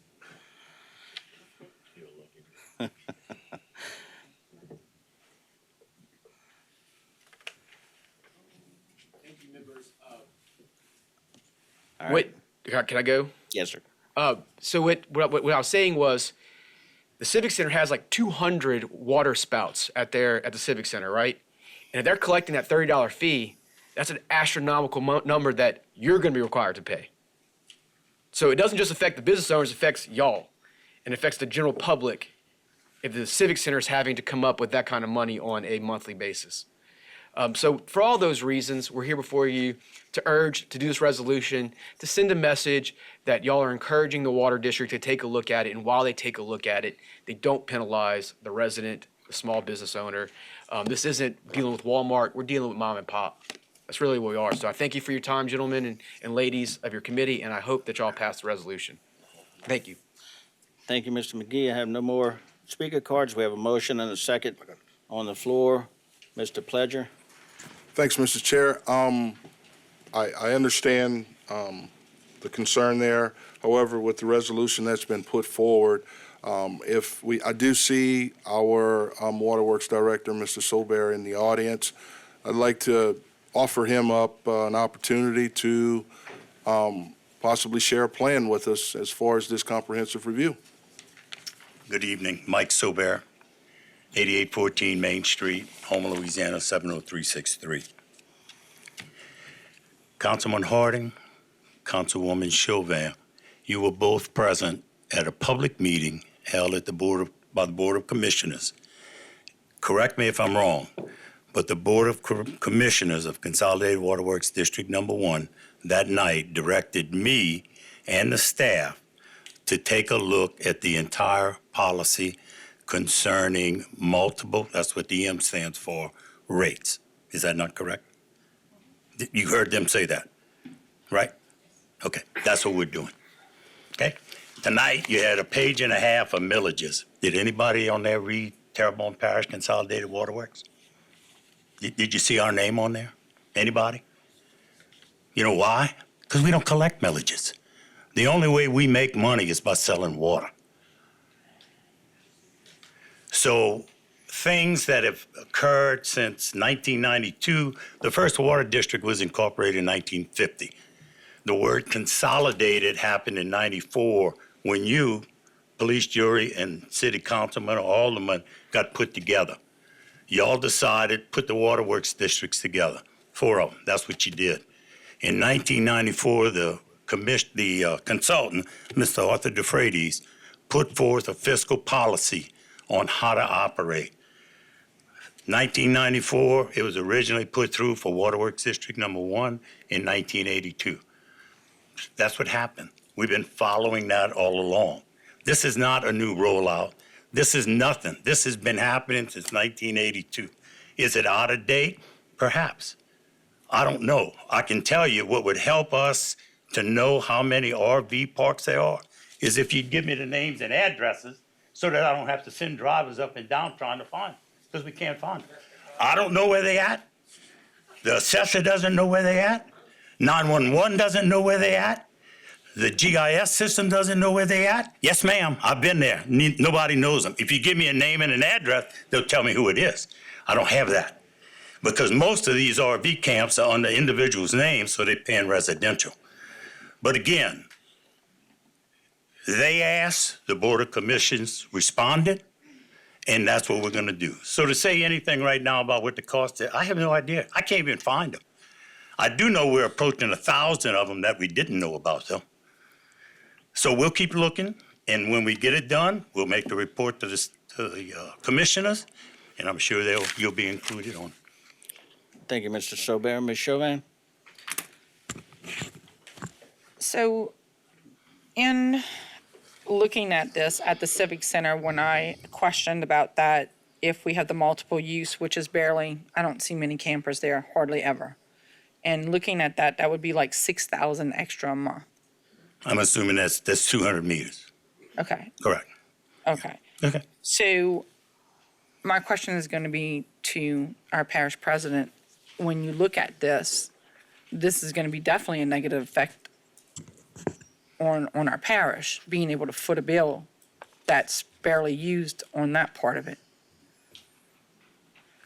Can I go? Mr. Bailey? So I have been having some conversations, and the understanding I've been wanting to gather is, show me what drives this decision.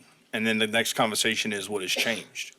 So my understanding of this change came about from the fact that they were adding $5 per usage last year, over a 2-year period.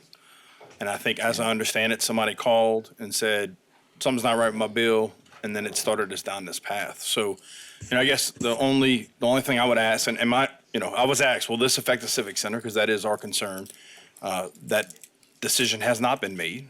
But I guess what I'm hearing from our residents, and when I understand, and we all have been through a moratorium, right? Everybody remembers the moratorium that we went through with oil and gas.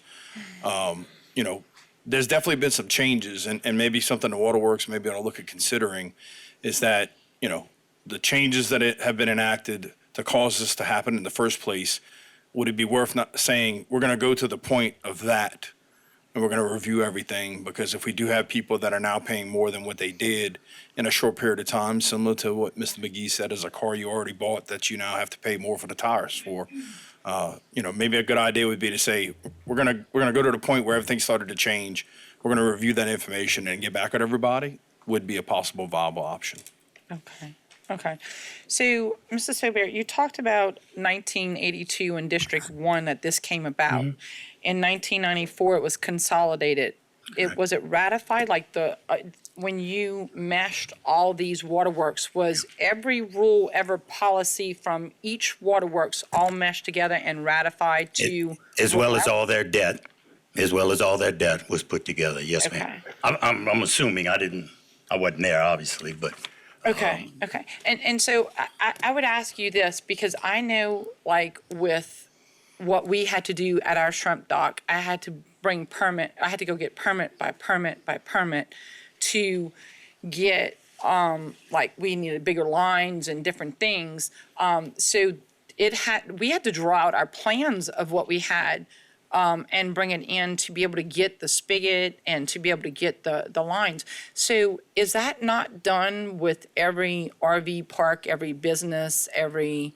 I can't answer for them. I can tell you we don't get them. I can tell you we've never gotten one. There's been one RV camp proposed in your district down on the other side of Boudreaux Canal. And that's the first one we've seen where leases will be done. It's sort of like a co-op type of thing. And they still have some problems with sewage and well water and those kinds of things, so they haven't been back. Okay. In 13 years that I've been there, I've never seen nor been asked for approval, conditional and then final approval on an RV park. And so what you were saying was that each campground, each RV park doesn't come into the waterworks and put it under a business, it's under their personal? I don't know what they put it under. If we know that there's more than one unit, we charge accordingly. Some RV camps have just sprung up. Somebody had a house there, the house is going for the hurricane, not in the RV business. They got one water meter, they tied 10 trailers in. We don't know about that. Okay. Remember, all our meters are automatic. We drive by, we don't necessarily get down and walk around. Everything goes to the computer, and that's how we bill. Okay, and so this next question is going to be for our parish president or Noah, Mr. Lee or Candace. I'm trying to figure this out. For the CBDGR monies, how much do we have going towards waterworks? I can answer that if you want. We have two $5 million projects, one being a water line that's going to the east side, and the other being a pump station upgrade to get more water into the north plant for Bayou Lafourche. Okay. So my question would be this, and this is the last one that I'm going to go on. What would be the harm of doing a moratorium until you figure out what you actually need to do, and if this is something viable to go after, or if it's not in that part? So what would be the harm of placing a moratorium just for now until you gather the information needed to move forward? So we don't even have the term RV park in our regulations. It was put as trailer parks and mobile homes. So the term RV doesn't exist. Correct. Mr. Fradius is alive and well with a good mind. Gee, Arthur, why didn't you put RV camps in there? They didn't have them then. It's 1982. That's the answer. I can't, I'm answering for him, okay? So as time went on and RV camps became more popular, it never made it into it. We weren't looking. I mean, we kind of go on the honesty policy. And let me just tell you something, too. This is not just waterworks. You got sewage involved. You got garbage cans involved. You got a lot of other stuff that goes on that water bill. So when a guy says, I got a $100 water bill, chances are he might have a $20 or $25 water bill, a $20 sewer bill, an $8.50 garbage bill, a $1.50 mosquito abatement, a $1.25 for LA 125. There's a lot of stuff that goes on there. We bill for and we charge a fee for those billing and collections. Okay? We do, in that policy, it says hotels, motels. We don't charge hotels, motels. TPCG sewage does. Okay, so my question So right there through would us, be, we don't. or are you moving forward to go after every spigot or a different thing? Because it does say institution, it does, there are a lot of different names that it does That's correct. say. That's Commercial, industrial, different things like that. So is that what Waterworks is planned to do? Go after each of those that are named? Because it's pretty specific. It's specifically vague, if I can say, because I it would says, agree with you. it I have no says problems with that. certain words that can really pull in a lot.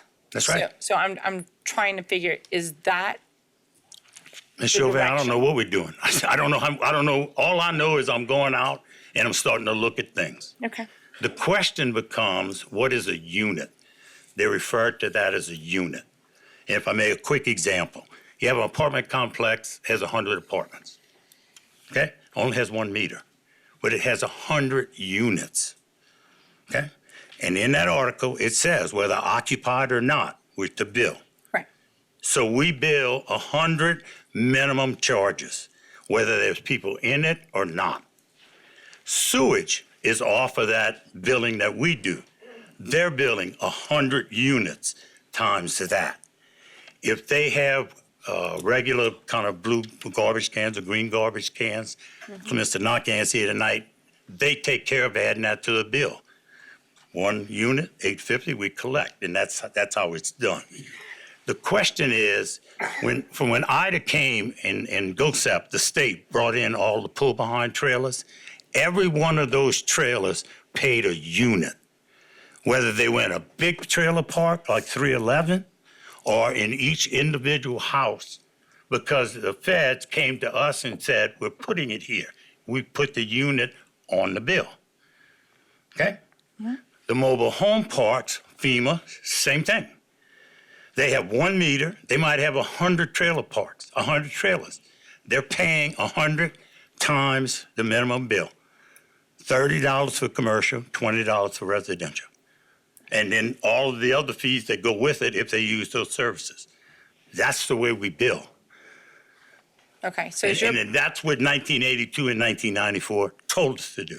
So in your budget, like when you're talking about your budget, are you in that much trouble that, do you see yourself in trouble that you're going after monies? And I get what your 1982 thing says, but I'm wondering about, like your budget, is there like such a need to go after all these entities in that fashion? Like going from 70 to like 3,000, that's a widespread for me, because that's how I'm looking at it. So I don't know who it is, but I mean, the $70 would have been, and let me just add, each time that you get a unit, you get 2,000 gallons of water that goes with it. Okay.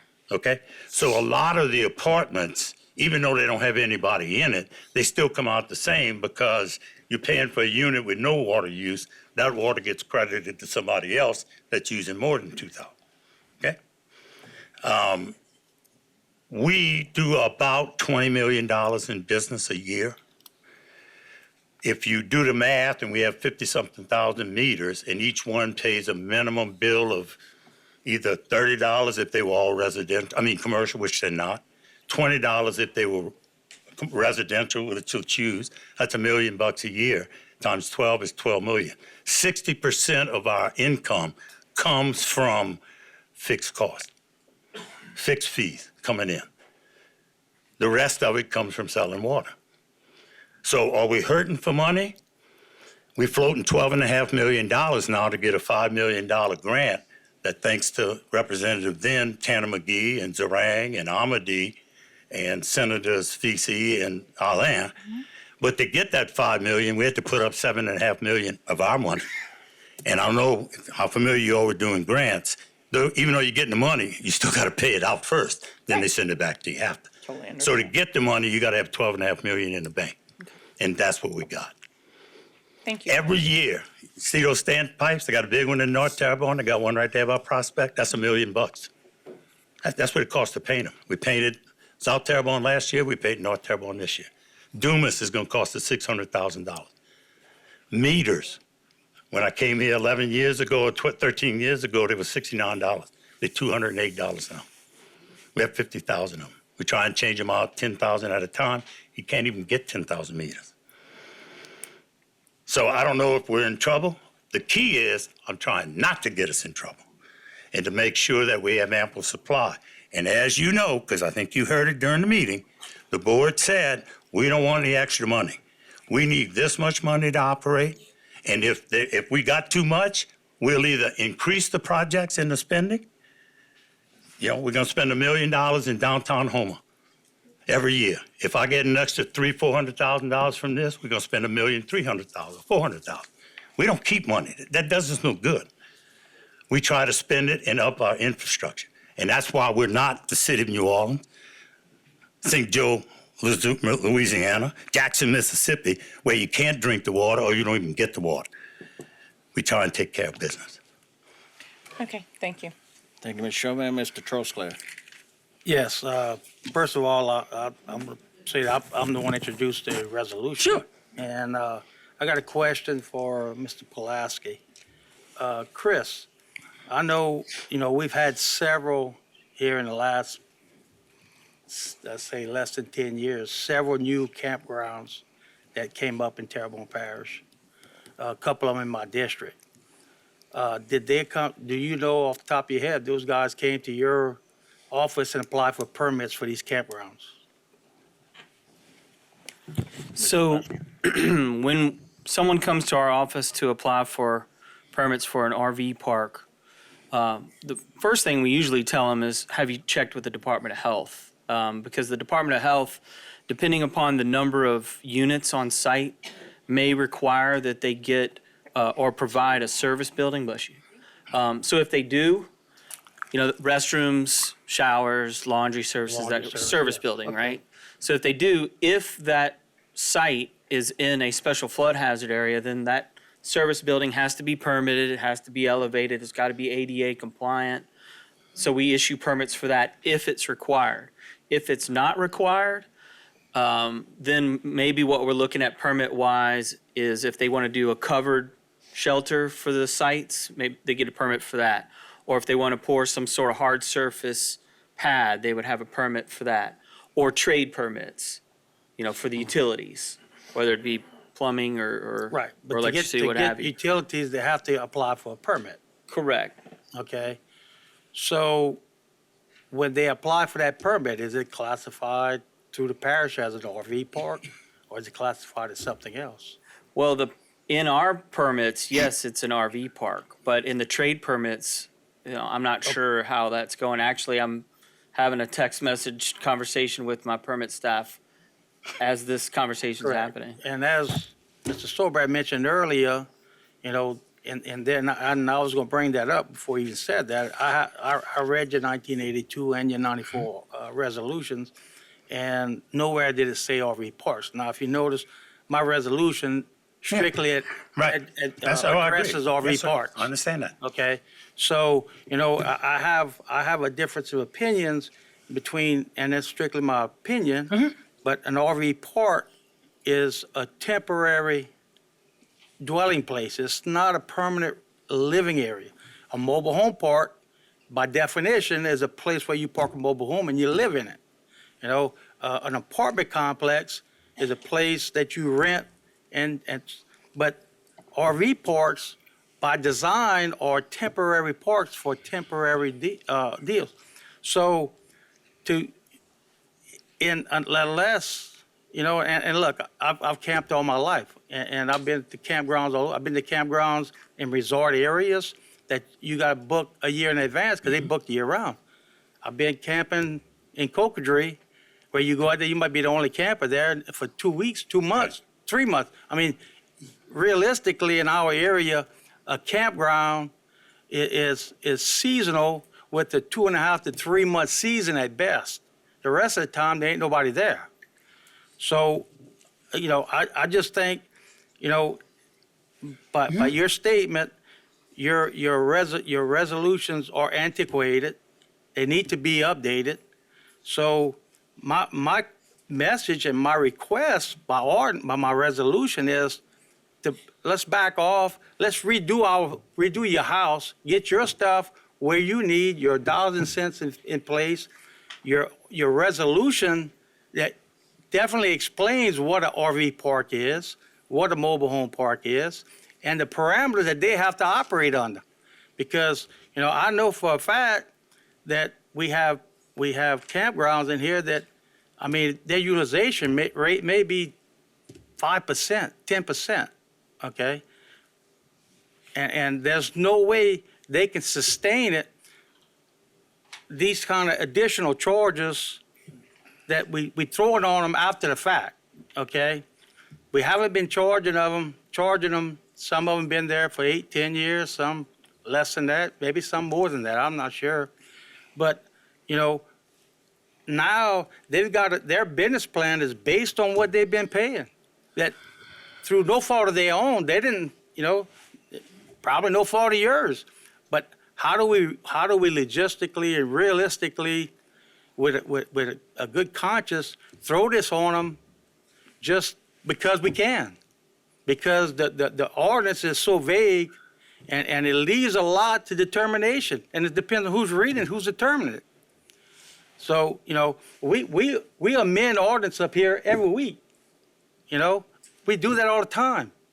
And there's no reason that I can see that you wouldn't, or the waterworks, I'm not addressing you personally. No, but the waterworks would not want to do the same thing.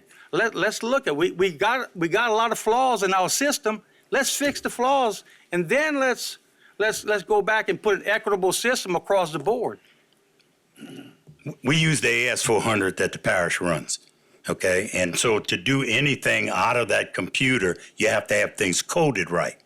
And so we didn't code units because we didn't know they were units. Well, you don't have any system to do with it. That's exactly right. So that's why I'm asking you. If these people got all this, why don't you give me your name and number and an address, and I'll send the people out and go look, and we'll verify. I'd be reluctant to give it to you, knowing the next month I'm going to have a 10-ton water bill. I wouldn't tell you either. No, Mr. Trostclair. I promise you I wouldn't. No offense.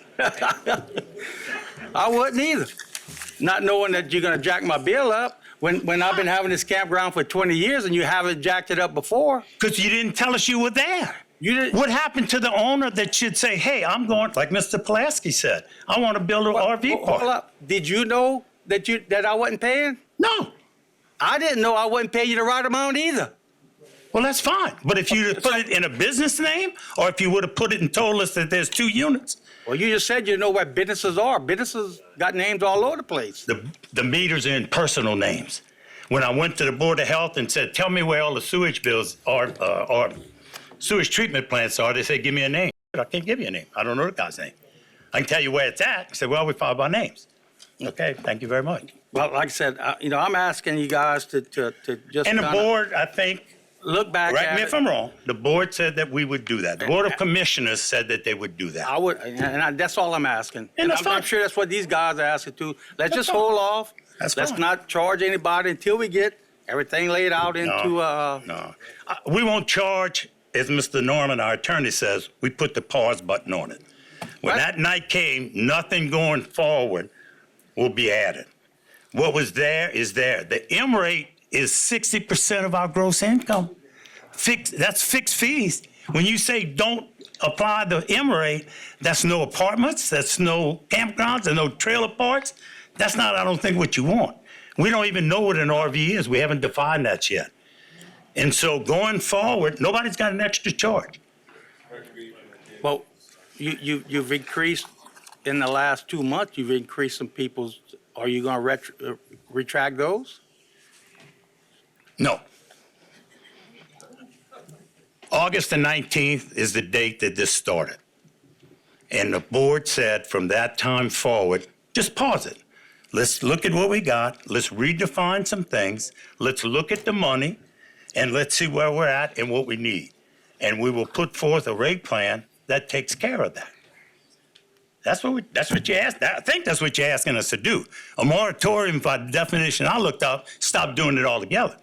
We're not doing that. I'm asking you to pause, and anything that you changed in the last couple months. No. I think you need to go back on that. Each to their own. And and also, Mr. Chair, we've allowed Mr. Soulbear a real extended period of time, and I'd like to offer that to any of the speakers that were previous to him, extra time to come back and speak again, because we didn't time Mr. Soulbear. All right, it's a question. Mr. Soulbear is answering everybody's questions. Well, we stopped the other guys at 3 minutes, whether we were asking questions or not. He came up and he made a statement at the request of a council member. So he basically had his few minutes. But let's get back to that because we still have some more lights. So if you're gonna hold it, you done want for to say an now? answer, or can I go sit down? You done for now? I'm done, thank you. Mr. Wazan? Thank you, Mr. Chair. Good evening, Mr. Soulbear. Hey, Mr. Squazza. Is there any legal ramifications for doing this? Has that been looked at by legal and everything's on the up and I'm up? gonna ask Tonto to come up, Mr. David Norman, our attorney. I don't legal, he don't engineer. But I'm gonna have one for you That's too. okay, I'll stand right here. As everybody has said tonight, Mr. Soulbear included Dave Norman, 201 Rue Baudin, Thibodaux, Louisiana. This is an issue that's just come up. It's new.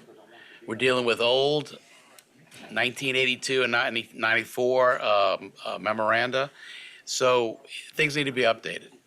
And I would zoom out and say whoever drafted the resolution did a good job of walking the line between this council and its job and the Waterworks Board's job. Because as y'all probably know, the Waterworks business is exclusively water, and y'all create the water district. So whoever drafted the resolution did a good job. Y'all are recommending, y'all are requesting us to do certain things. So there's no problem with that. But let us do our job, is what Mr. Soulbear is saying. Let us go back and look at this. The board, on the record, said it would do it. We're going to do it. So whether or not everything is perfectly legal right now, I'm not prepared to answer that.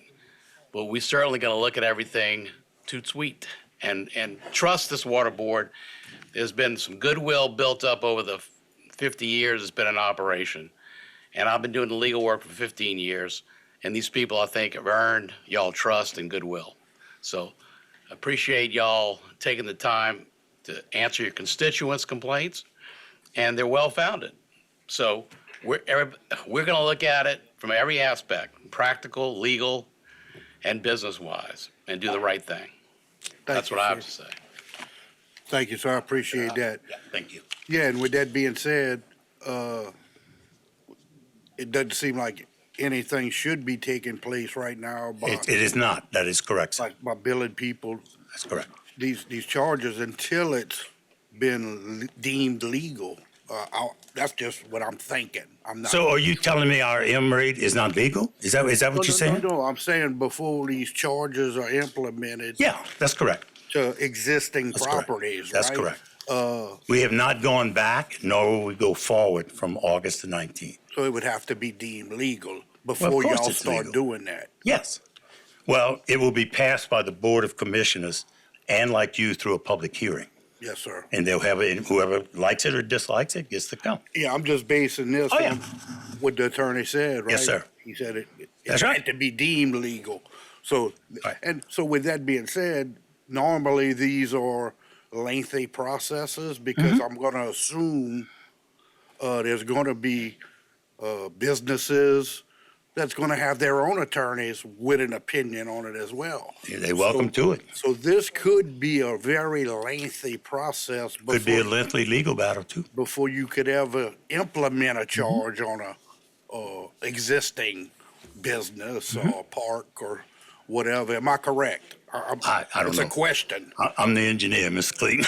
I'm not a lawyer. If I'm the there's engineer. legal issues Yeah. Then I'm sure Mr. Norman will address them that's and take care of them. unresolved, Right.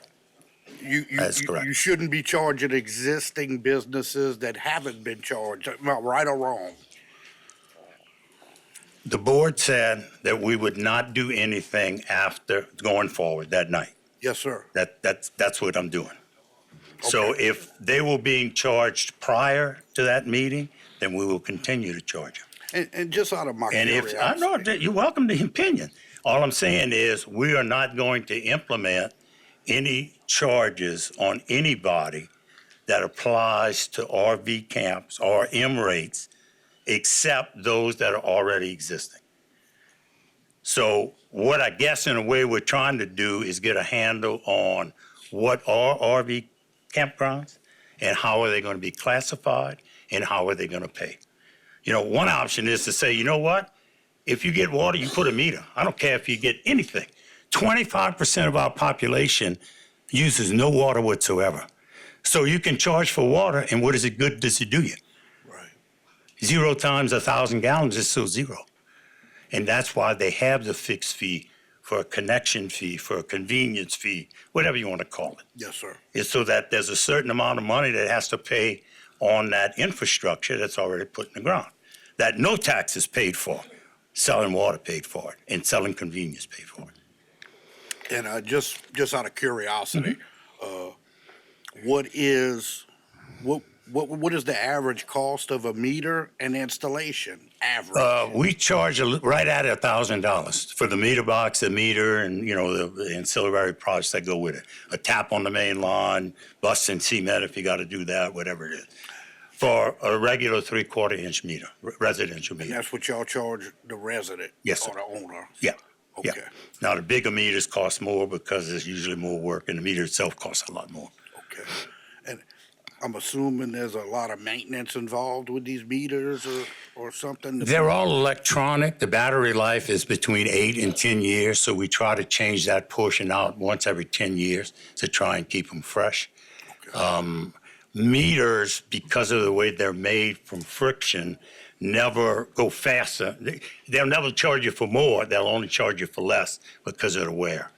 A good friend of mine that runs Lake Charles Water changed all their meters last year, 35,000 of them. Right. And, it's a maintenance deal. We choose every 10 years to just change them out. The last 3 years, we couldn't get more than 3,000 meters total. So we're already, 15,000 meters down.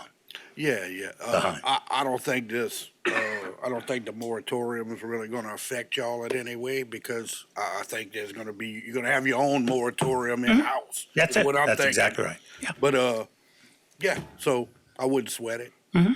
Thank you so much. Thank you. Welcome. Mr. Champagne? Yes, thank you, Mr. Chair. Thank you for being here today.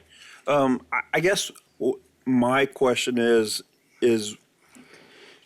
if you don't have a true definition of what an RV and how it, the implications with your M code, how you can continue to charge some people and not, and so I'm just making a statement. I have no problem. We can disconnect them today or tomorrow if we can find them, and then you won't have that problem. Let me finish. So I'm just saying that I'm not an attorney, and I hope to be a recovering politician like Tanner one day, but it just seems like to me, maybe we need to adjust the moratorium to say that any RV parks should be stopped until they define what an RV park is and how it implies to the billing, because you're charging some people and not others. So I just have that question. I don't know, and maybe Dave, Mr. Norman could answer that. The ultimate goal, the ultimate legal goal makes sense from a practical standpoint too, and that is to treat all similarly situated people the same. So right now we may not be there, we're going to get there. And just like it's no defense in a speeding ticket to tell an officer 15 other people were speeding, right. That doesn't exonerate the speeder. So we're going to fix this. It's going to be done in an equal, fair, completely across the board, open system, and we'll get it done. Yeah. So in the meantime, it's not going to take months or years. Litigation over this wouldn't take that long. We can expedite things if it comes to that. But, so the goal, if people are similarly situated and they're not treated right, that's not right. We're going to make it right. Sooner the better. And that's what the board told us to do, and that's what we're going to do. Staff and legal are going to recommend options to make things fair, equal, and still make money. Thank you, Mr. Norman. Thank you.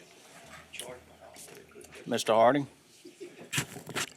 Finally, this is the point where we're at. Similar to the recreation districts, we really make appointments over here. But the most important thing that I've heard here, they are willing to work.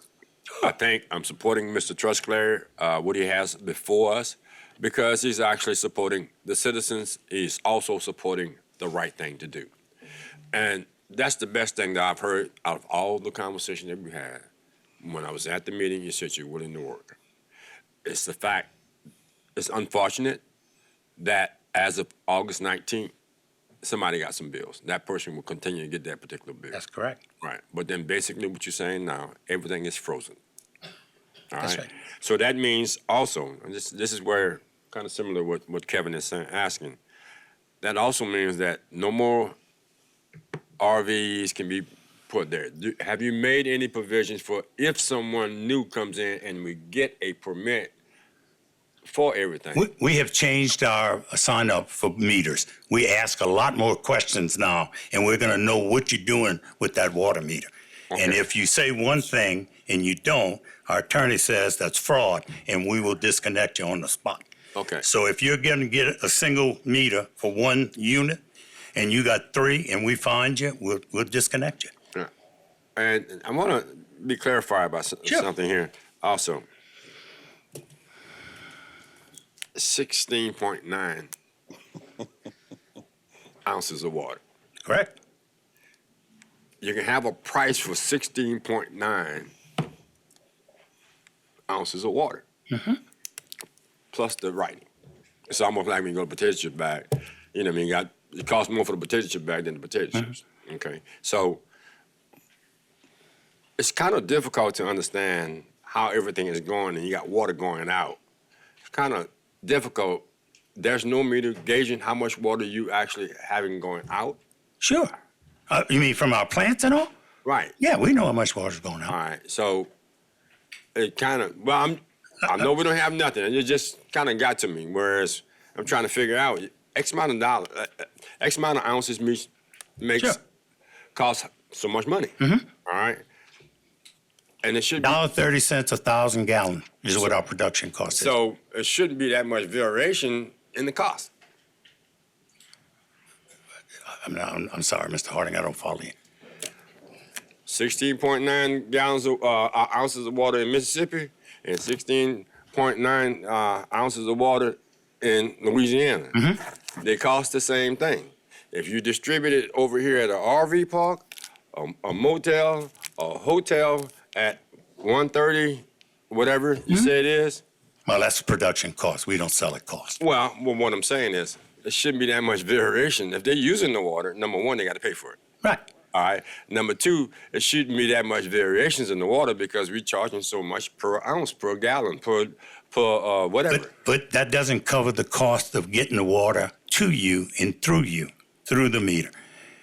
You know, we have fixed costs. If you don't open waterworks tomorrow, if we shut the doors tonight, we lock it up, don't ever come back, it costs so much to just have that building there and all the fixed costs associated with our utilities.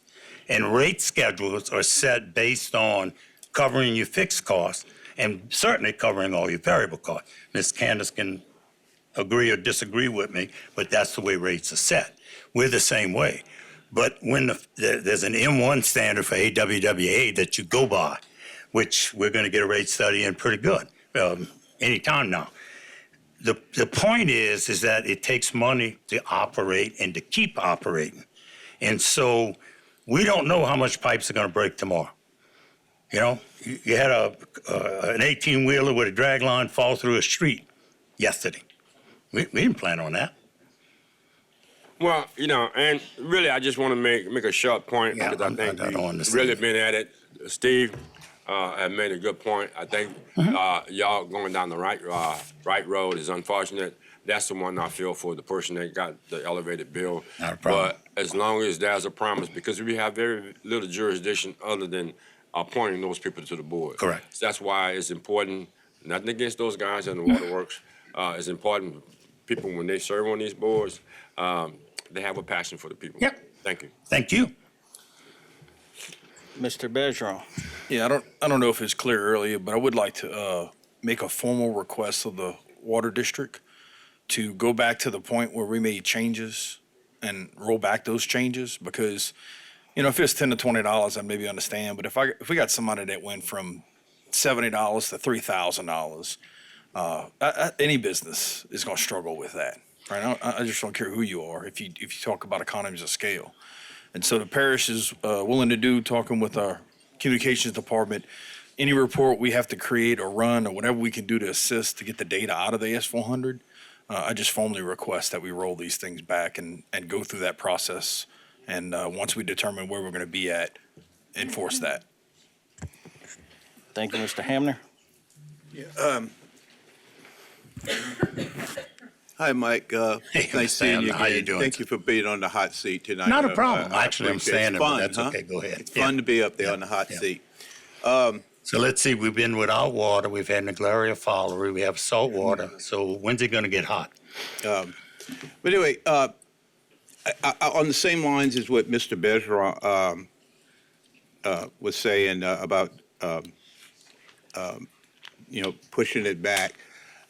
You said you put the your board put the moratorium on August 19th going forward. Right. How many people before August 19th received an increase in their bill because of this action? I don't know, Mr. You don't know a lot I know- tonight, Mr. I know at least Strawberry, and that's one. that know. bothers me because you're one of the smartest men I know, and I've heard you say I don't know a lot. You know, what are you going to use the money for that you collect? What are we on all using of money this? for? Yeah, what's Okay. the plan for it? Yeah, I mean, we have all that's in the engineering report. You Like I do? said, Where is that It's in engineering an report? engineering report, it's on our website, you can find it there. Okay, I'm gonna go look for it. Sure, do that, please. No, I'm not trying to be No, confrontational. hey, but, you know, I'm here answering your questions, that's what I'm trying to do. But yeah, and I'm not going to make the request as a council member to look at pushing that date before August 19th, but I am going to call my District 6 Waterworks representative as a citizen, and just like people do, and I'm going to ask him if he will return my call. Mr. Charles Brown, he'll call you back. He will? Yes. Hadn't yet.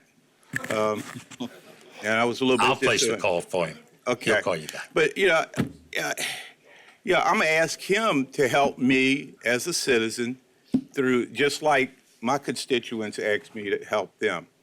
And I think that's all this really is about, is trying to help people stay afloat in business. And, from this end, and from their own end, you know, we as public servants, I think, should be doing that, you know, and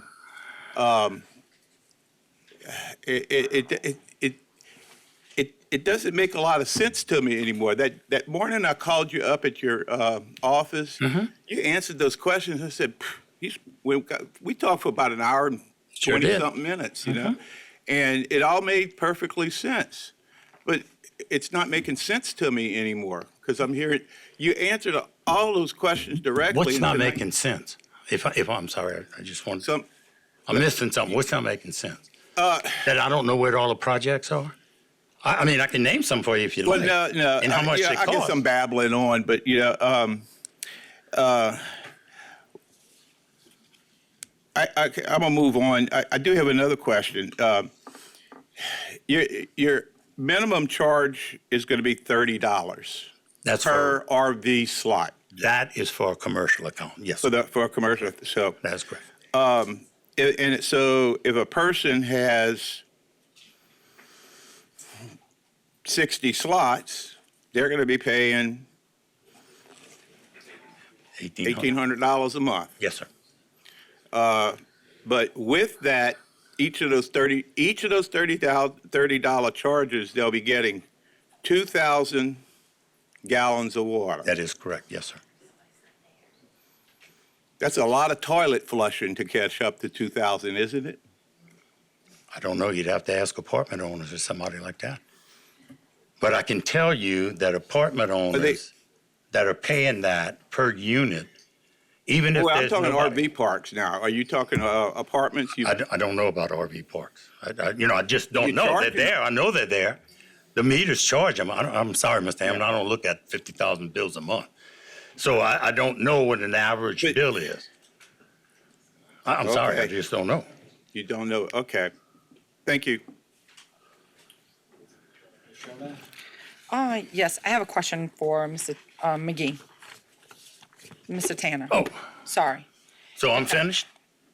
I'll catch Okay, you back thank after that. Yes, Okay. thank you. All right. So the members that you have at this point, how many of them are being charged for units? Do you know? I'm sorry, I'm having a hard time hearing because Mr. Sober is still talking. I think he's talking about me. Hearing aids if you'd like. Because that's what I need. Okay, that's uncalled for. Okay.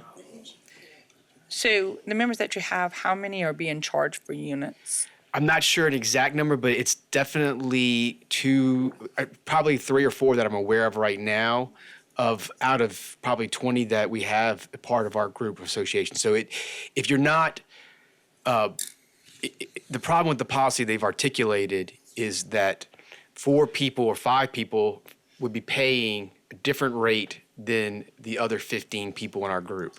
So, and I don't want to get into any individual's bills because I don't think it's fair to air that out in front of y'all, but we have somebody who has you're paying 20 spots. You have another RV park that probably has 20 spots, but they're only paying 2. And so the current policy they've adopted as far as moratorium, and also be clear, y'all, we didn't know there was a moratorium in place at all because apparently they decided that after we left the meeting, so we weren't aware of it. I think you were at the meeting and that was not discussed while we were there. So we're happy to hear this and it's definitely a positive step. However, we are concerned, as you are and as the parish president is, that there's still some people out there. We do have a group from out of the parish, and I'm going to be frankly honest with this group, and I think it was the most disturbing thing I heard, which is they've been doing this for 10 years, paying more than the other RV parks, and they thought they were getting an out-of-town rate. And they never complained because they thought that if they complained that things would be made worse for them.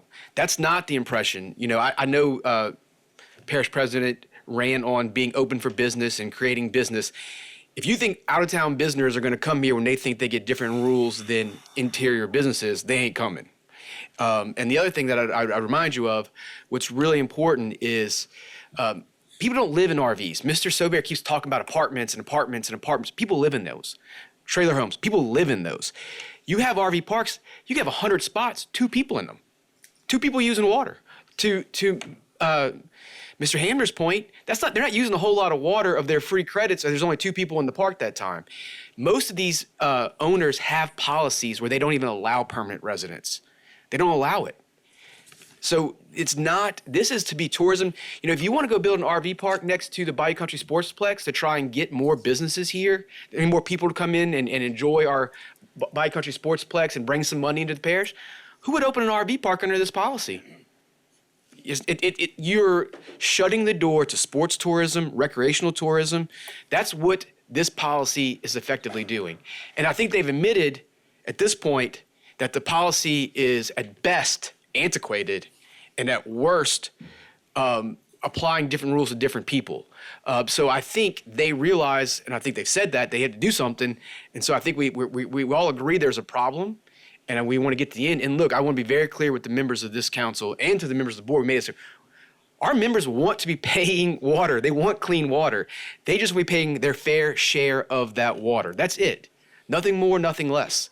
But they do feel like, and I think Mr. Sober has intimated it, that 60% is not being paid by usage, 60% is being paid by fee. So that means that my members and businesses across the parish are likely paying more than their fair share at this moment. If you do the math on it, it means 40% is usage, 60% is fee. then people who are not using water are paying it. And then Mr. Sobert said that 25% of the population doesn't use water at all.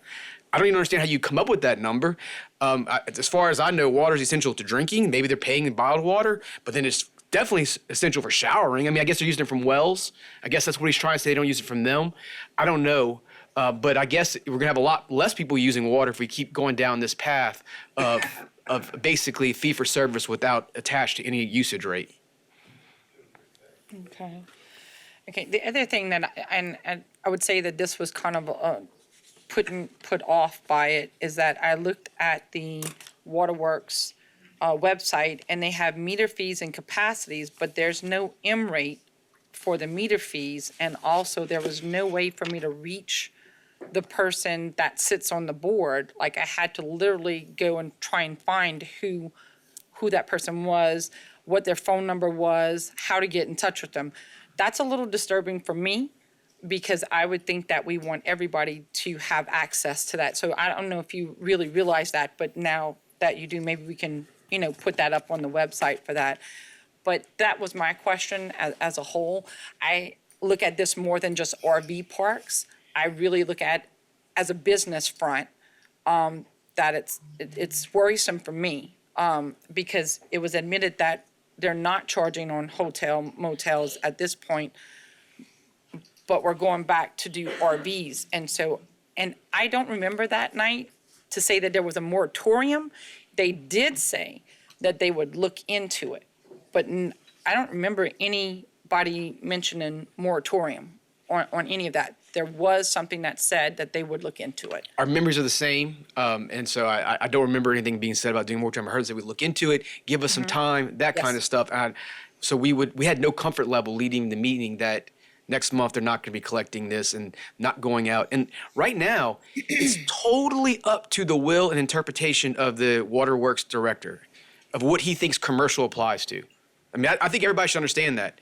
This is not something set in stone. Admittedly, RV parks on a list of things that are similar to RV parks is not included in the actual policy that they have. And so they've extended it to RV parks by their own fiat.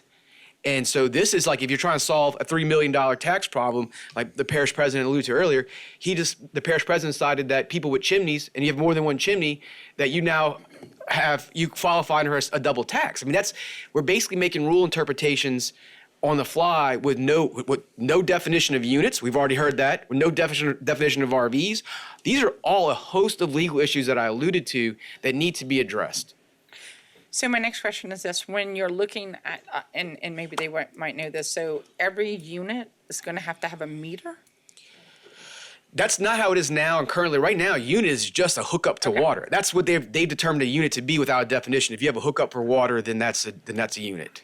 Okay, I was just wondering Spigot. if any of your members had to obtain new meters per each They have not, unit. but that would be the only way, I think. I don't know, that you could go about making it fair and equitable to try and to get around the system they put in place, that if you have just a mere hookup. Okay, thank you. Thank you. Mr. Babin? Yeah, just quickly, tonight on both sides, there's points taken. I was not at the meeting, but Mr. Sobek got up here, and Mr. McGee's kind of alluding to that right now. We can use the term moratorium, whatever they want to call it. They're stopping it from here going forward, or from that point going forward. Admittedly, they don't know how many people were charged before. We as a board don't have any authority to tell them what to do, but we're asking them to pause, and they are. I think they also need to take a look at the people who have been affected. Those 10, 20 people, I don't know what it is. In the scope of the Waterworks district, that's a small percentage. But in their scope, it's a big percentage. If what we're hearing tonight is somebody goes from $70 to $3,000, it would put me out of business, okay? So all I'm asking, again, we cannot tell anybody what to do. All I'm asking is that when you start looking at this, look at how much money this has created a problem for, and see if that's really worth it in the end result, okay? I'm not saying that you have to give the money back to those people, but I think that, I feel, if you're stopping anything forward, you ought to stop theirs as well. Right. And Mr. Babin, I want to reiterate, my clients, they just want a fair shake and they want to participate. They want to work with the water district to come to an equitable illusion in good faith. There's no desire to this to get adversarial or ugly or anything like that. We want to be good partners at the end of the day. Again, we have a great water system and we want it to continue. Absolutely. But there is a select few people that have been affected by this, and that's the ones that we're here belaboring this issue, which is a good issue. I don't mean, we'll stay until midnight if we have to. But again, we're only asking these things. We cannot dictate or mandate that any of this stuff is done. And Mr. Chairman, did you get the other, thank you, Mr. McGee, did you get the other card that was left? All right, thank you. Thank you, Mr. Babin. So we had another speaker card that was overlooked. So Mr. Tim Fungi, if you would come up to the podium. If you still wish to speak, sir, Yes, sir. State your name and address for the record. Tim Fungi, 397 Tulip Drive. I just want to tell you that it affects a lot of people outside the levee system, in the levee system. It brings a lot of tax dollars. It brings Academy. It brings Walmart.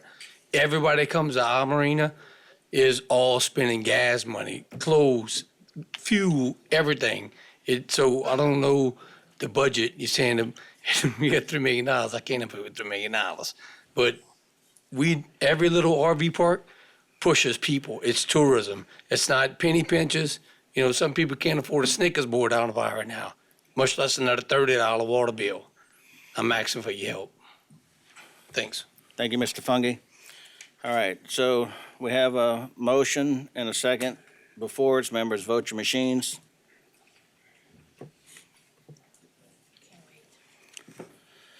Nine yeas, 0 nays, motion passes. Thank you, everybody. That was a long discussion. Item D is a motion to amend the condemnation order adopted on April 23rd, 2024 on the residential structure located at 246 Dana Lynn Street owned by Procom Construction Group, LLC, and Quentin Joseph Westbrook by extending the deadline to repair, demolish, and/or remove from July 31st, 2024 to October 30th, 2024.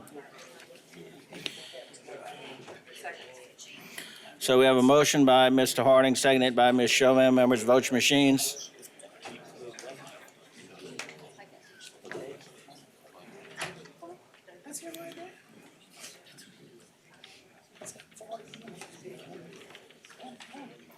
Nine yeas, 0 nays, motion passes. I'm going to pause for just a moment while the audience leaves.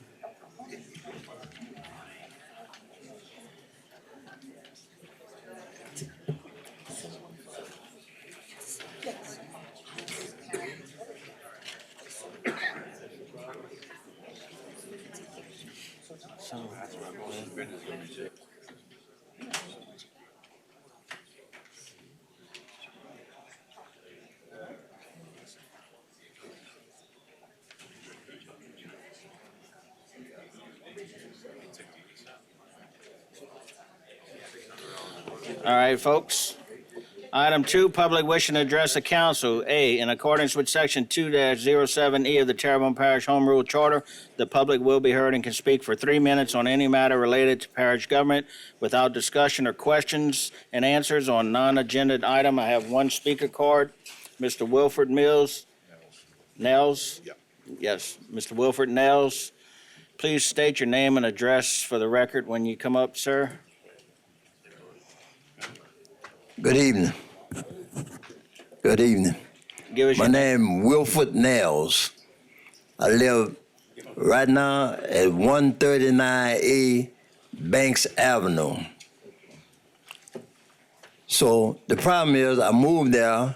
I was living at 188 Ackland Avenue, and I moved to 139A Banks Avenue.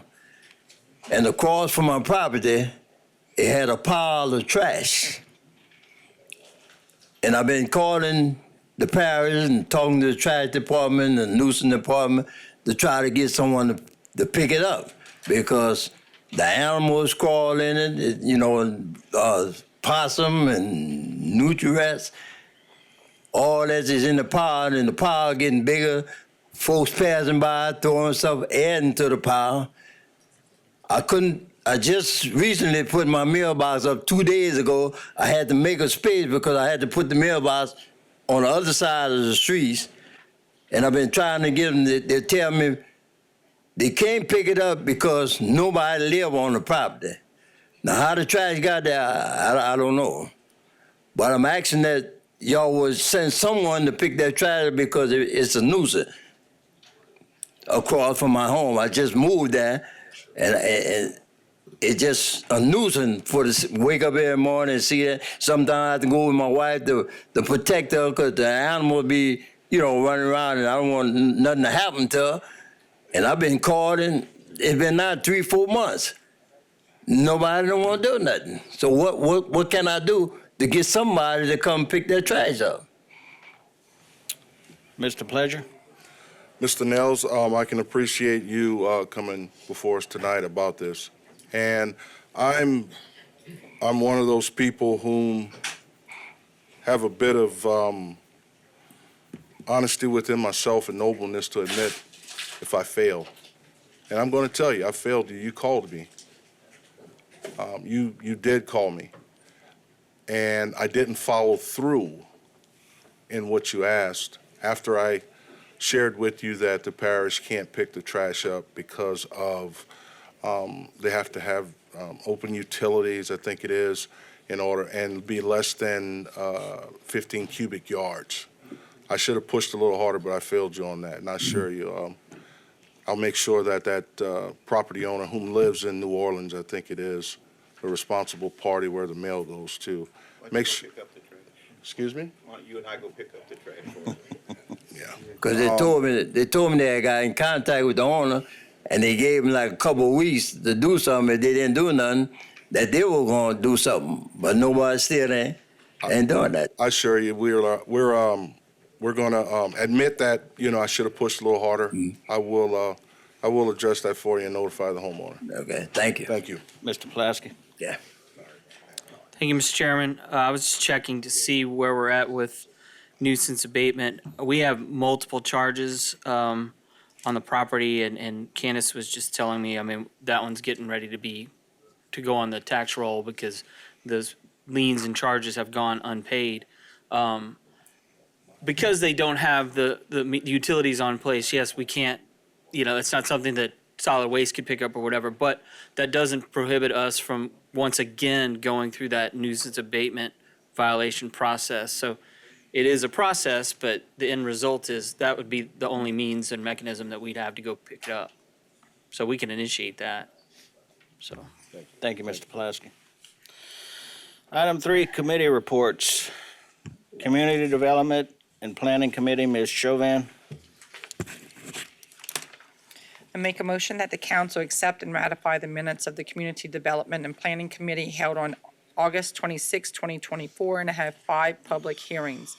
1, consider the introduction of an ordinance amending the Parish Code of Ordinances to establish a 4-way stop at the intersection of Liberty Street and Academy Street, providing for the installation of said signs and providing for other matters relative thereto, and call a public hearing on said matter on Wednesday, September 11th, 2024 at 6:30 p.m.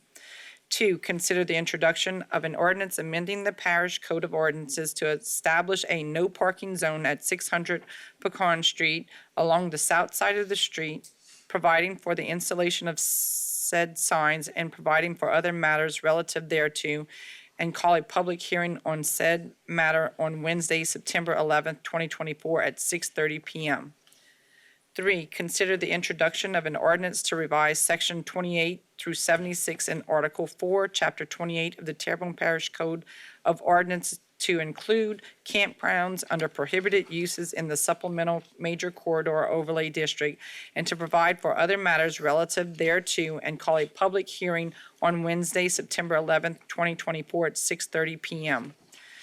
4, consider the introduction of an ordinance to enact Section 19 through 7 of the Terrebonne Parish Code of Ordinances to prohibit camping in public areas, and call a public hearing on Wednesday, September 11th, 2024 at 6:30 p.m. 5, consider the introduction of an ordinance to revise Section 28 through 82 in Article 4, Chapter 28 of the Terrebonne Parish Code of Ordinances to include campgrounds under prohibited uses in the Houma Restoration Overlay District and to provide for other matters relative thereto and call a public hearing on Wednesday, September 11th, 2024 at 6:30 p.m. Before we move forward, on number 2, I think the south is supposed to be the east. Did we not change? Yeah. Okay. So number 2 is east. Sorry. Typo. All right, so we have a motion by Ms. Chauvin, a second by Mr. Harding. Members, vote your machines.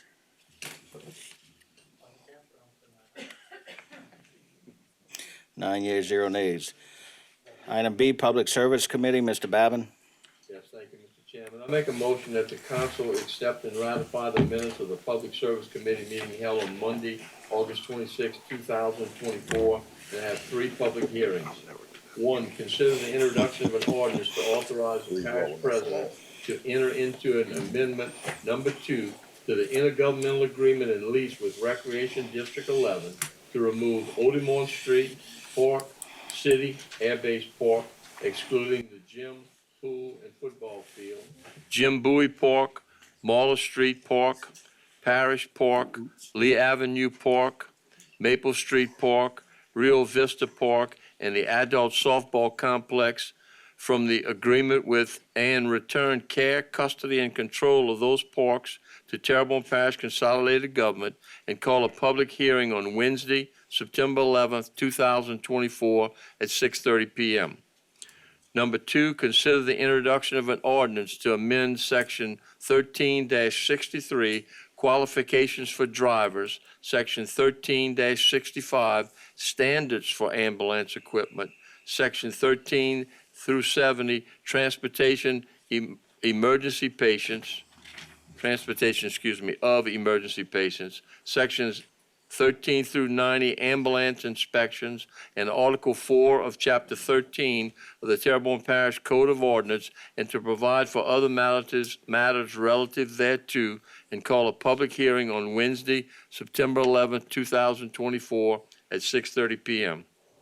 And number 3, consider the introduction of an ordinance to amend Chapter 19, Article 2, Parades of the Terrebonne Parish Code of Ordinances, rename the Mardi Gras Parade.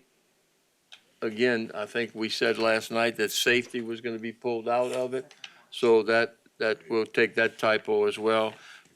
Mardi Gras Parade Committee to the Terrebonne Parish Parade Safety Committee to amend the membership of and designate clerical support for said committee and to provide for relative matters and call a public hearing on Wednesday, September 11th, 2024 at 6:30 p.m. All right, so we have a motion by Mr. Babin, a second by Mr. Harding, and Mr. Hamner. Yeah. All right. Mr. Hamner? I make a motion first. I'd like to make a motion to revisit item 3 of the Public Services Committee meeting agenda. All right, so we have a motion by Mr. Hamner to revisit. Item 3, that was the Item 3. resolution to reject the bids for Parish Project 23 All right, at the park. do we have a second? Can't second it. Second. Second by Mr. Chopin, so we're voting on revisiting the item. Members, vote your machines.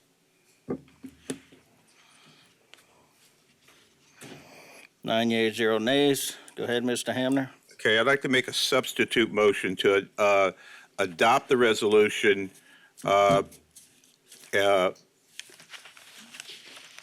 with the following amendments. That amendment would be to change the second whereas to Terrebonne Parish Consolidated Government has determined to substantially change the scope of the project. Everything else would be the same. All right. I can read the whole thing. It's very short if you want me to. Go ahead. All right, you want me, okay.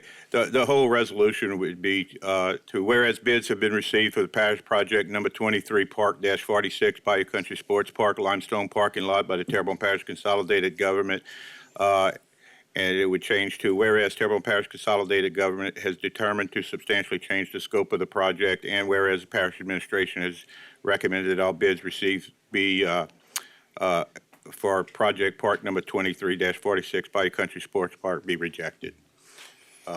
Okay. And legal did help me write this. All right, so Mr. Hamner puts out a motion to amend that line item. Mr. Champagne seconds the motion. Members vote your machines.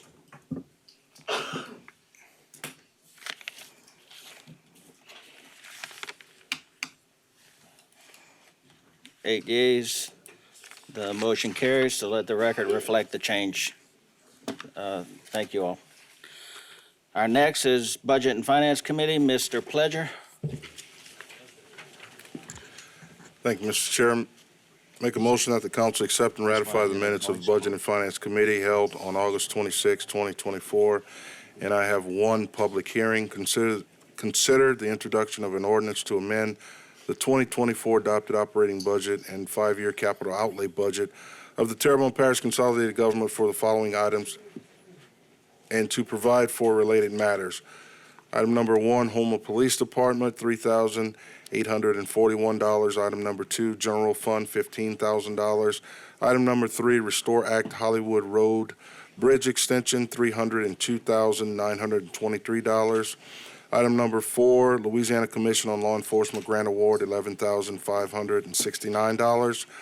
Item number 5, Emergency Preparedness Department EMPG, $58,078, and calling a public hearing on said matter on Wednesday, September the 11th, 2024, at 6:30 p.m. We have a motion by Mr. Pledger, seconded by Ms. Chauvin. Members vote your machines. 9 yeas, 0 nays. Motion carries. Item D, Policy, Procedure, and Legal Committee. Mr. Hamner, Thank you, Mr. Chairman. turn on your mic, sir. There you go. All right. I make the motion that the council accept and ratify the minutes of the Policy, Procedures, and Legal Committee held on August 26, 2024. I have no public hearings. We have a motion by Mr. Hamner, second by Mr. Harding. Members vote your machines.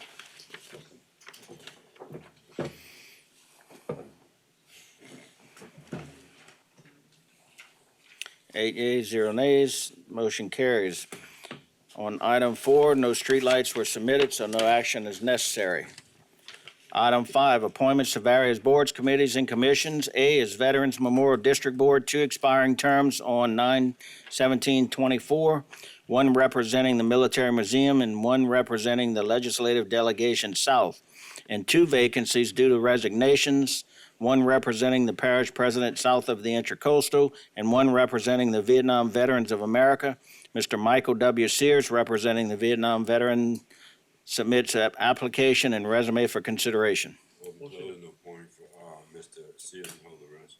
So we have a motion by Mr. Harding to open, close, and appoint Mr. Sears and hold the rest. Second by Mr. Babin. Members vote your machines.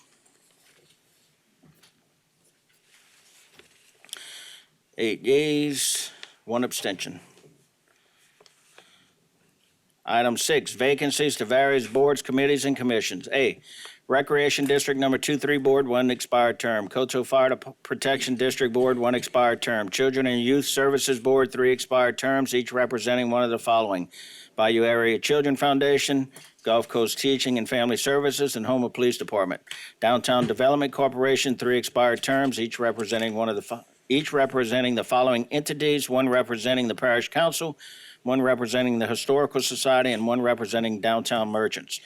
Municipal Civil Service Board, 1 expired term representing the council and 1 vacancy due to resignation representing the council nominated by Nicholls State University. South Central Human Services Authority, 2 expired terms. Terrebonne Parish Tree Board, 1 expired term and 1 vacancy due to resignation. Veterans Memorial District Board, 2 expired terms on 9/17/24.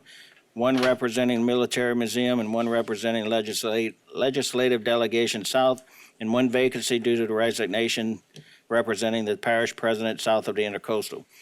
TITA, 4 expired terms on 9/9/24, each representing one of the following: Chamber of Commerce, SCIA, Terrebonne Parish Council, and the Parish President. Item 7 is announcements. Mr. Parish President, you have any announcements? Yes, Beck, give me 1 second. Caught me off guard. Caught you sleeping, huh? Yes, well. I'm right there with you. All right. So Thursday, August 29th, at the Civic Center, starting at 9 a.m., is the Bayou Business Summit. A lot of great conversations about businesses and economic development. Saturday, August 31st, is a ribbon cutting for Rod's Appliances at 11 o'clock at Rod's on Barrow Street. September 7th, Saturday, Market at the Marina, 8 a.m. to 12 p.m. at the Marina. Saturday, September 7th, the Craftin' Cajuns, Cajun Craft Show at 9 a.m. at the Civic Center. And at Sunday, September 8th, at the Patriotic Concert at 3 p.m. at the Regional Military Museum. Thank you. Thank you, sir. Ms. Chauvin. I just have one for District 8 residents over 65. If you're 65 years or older and reside in District 8, you may be eligible to freeze your property taxes. To learn more about the requirements and ensure you benefit from this opportunity, please reach out to me directly, and I will help you with that. Thank you. Thank you, Ms. Chauvin. Mr. Babin. Yeah, thank you, Mr. Chairman. Tomorrow is the 3rd anniversary of Hurricane Ida. And I'd like for us to all keep in our thoughts and prayers the people who are still suffering from that devastating hurricane that happened 3 years ago. And this government is still suffering from it. So, again, let's keep those people in our thoughts and prayers. Thank you. Thank you, Mr. Babin. And I just want to say, and I know a lot of them have left already, but I want to thank the administrative staff for coming out and showing their pretty faces. It's always good to see. I mean, we see these mugs right here in front of us all the time, but it's good to see some of the other people that are out there working hard for our parish. With that, we have a motion to adjourn by Ms. Chauvin, seconded by Mr. Pleasure. Members, vote your machines, and everybody have a good night.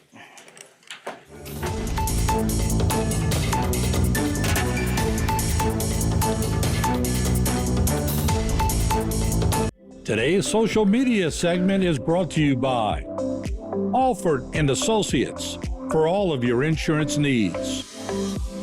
CIS, Cardiovascular Institute of the South, the highest quality cardiovascular care available. Barker Honda, the Barker family tradition of quality.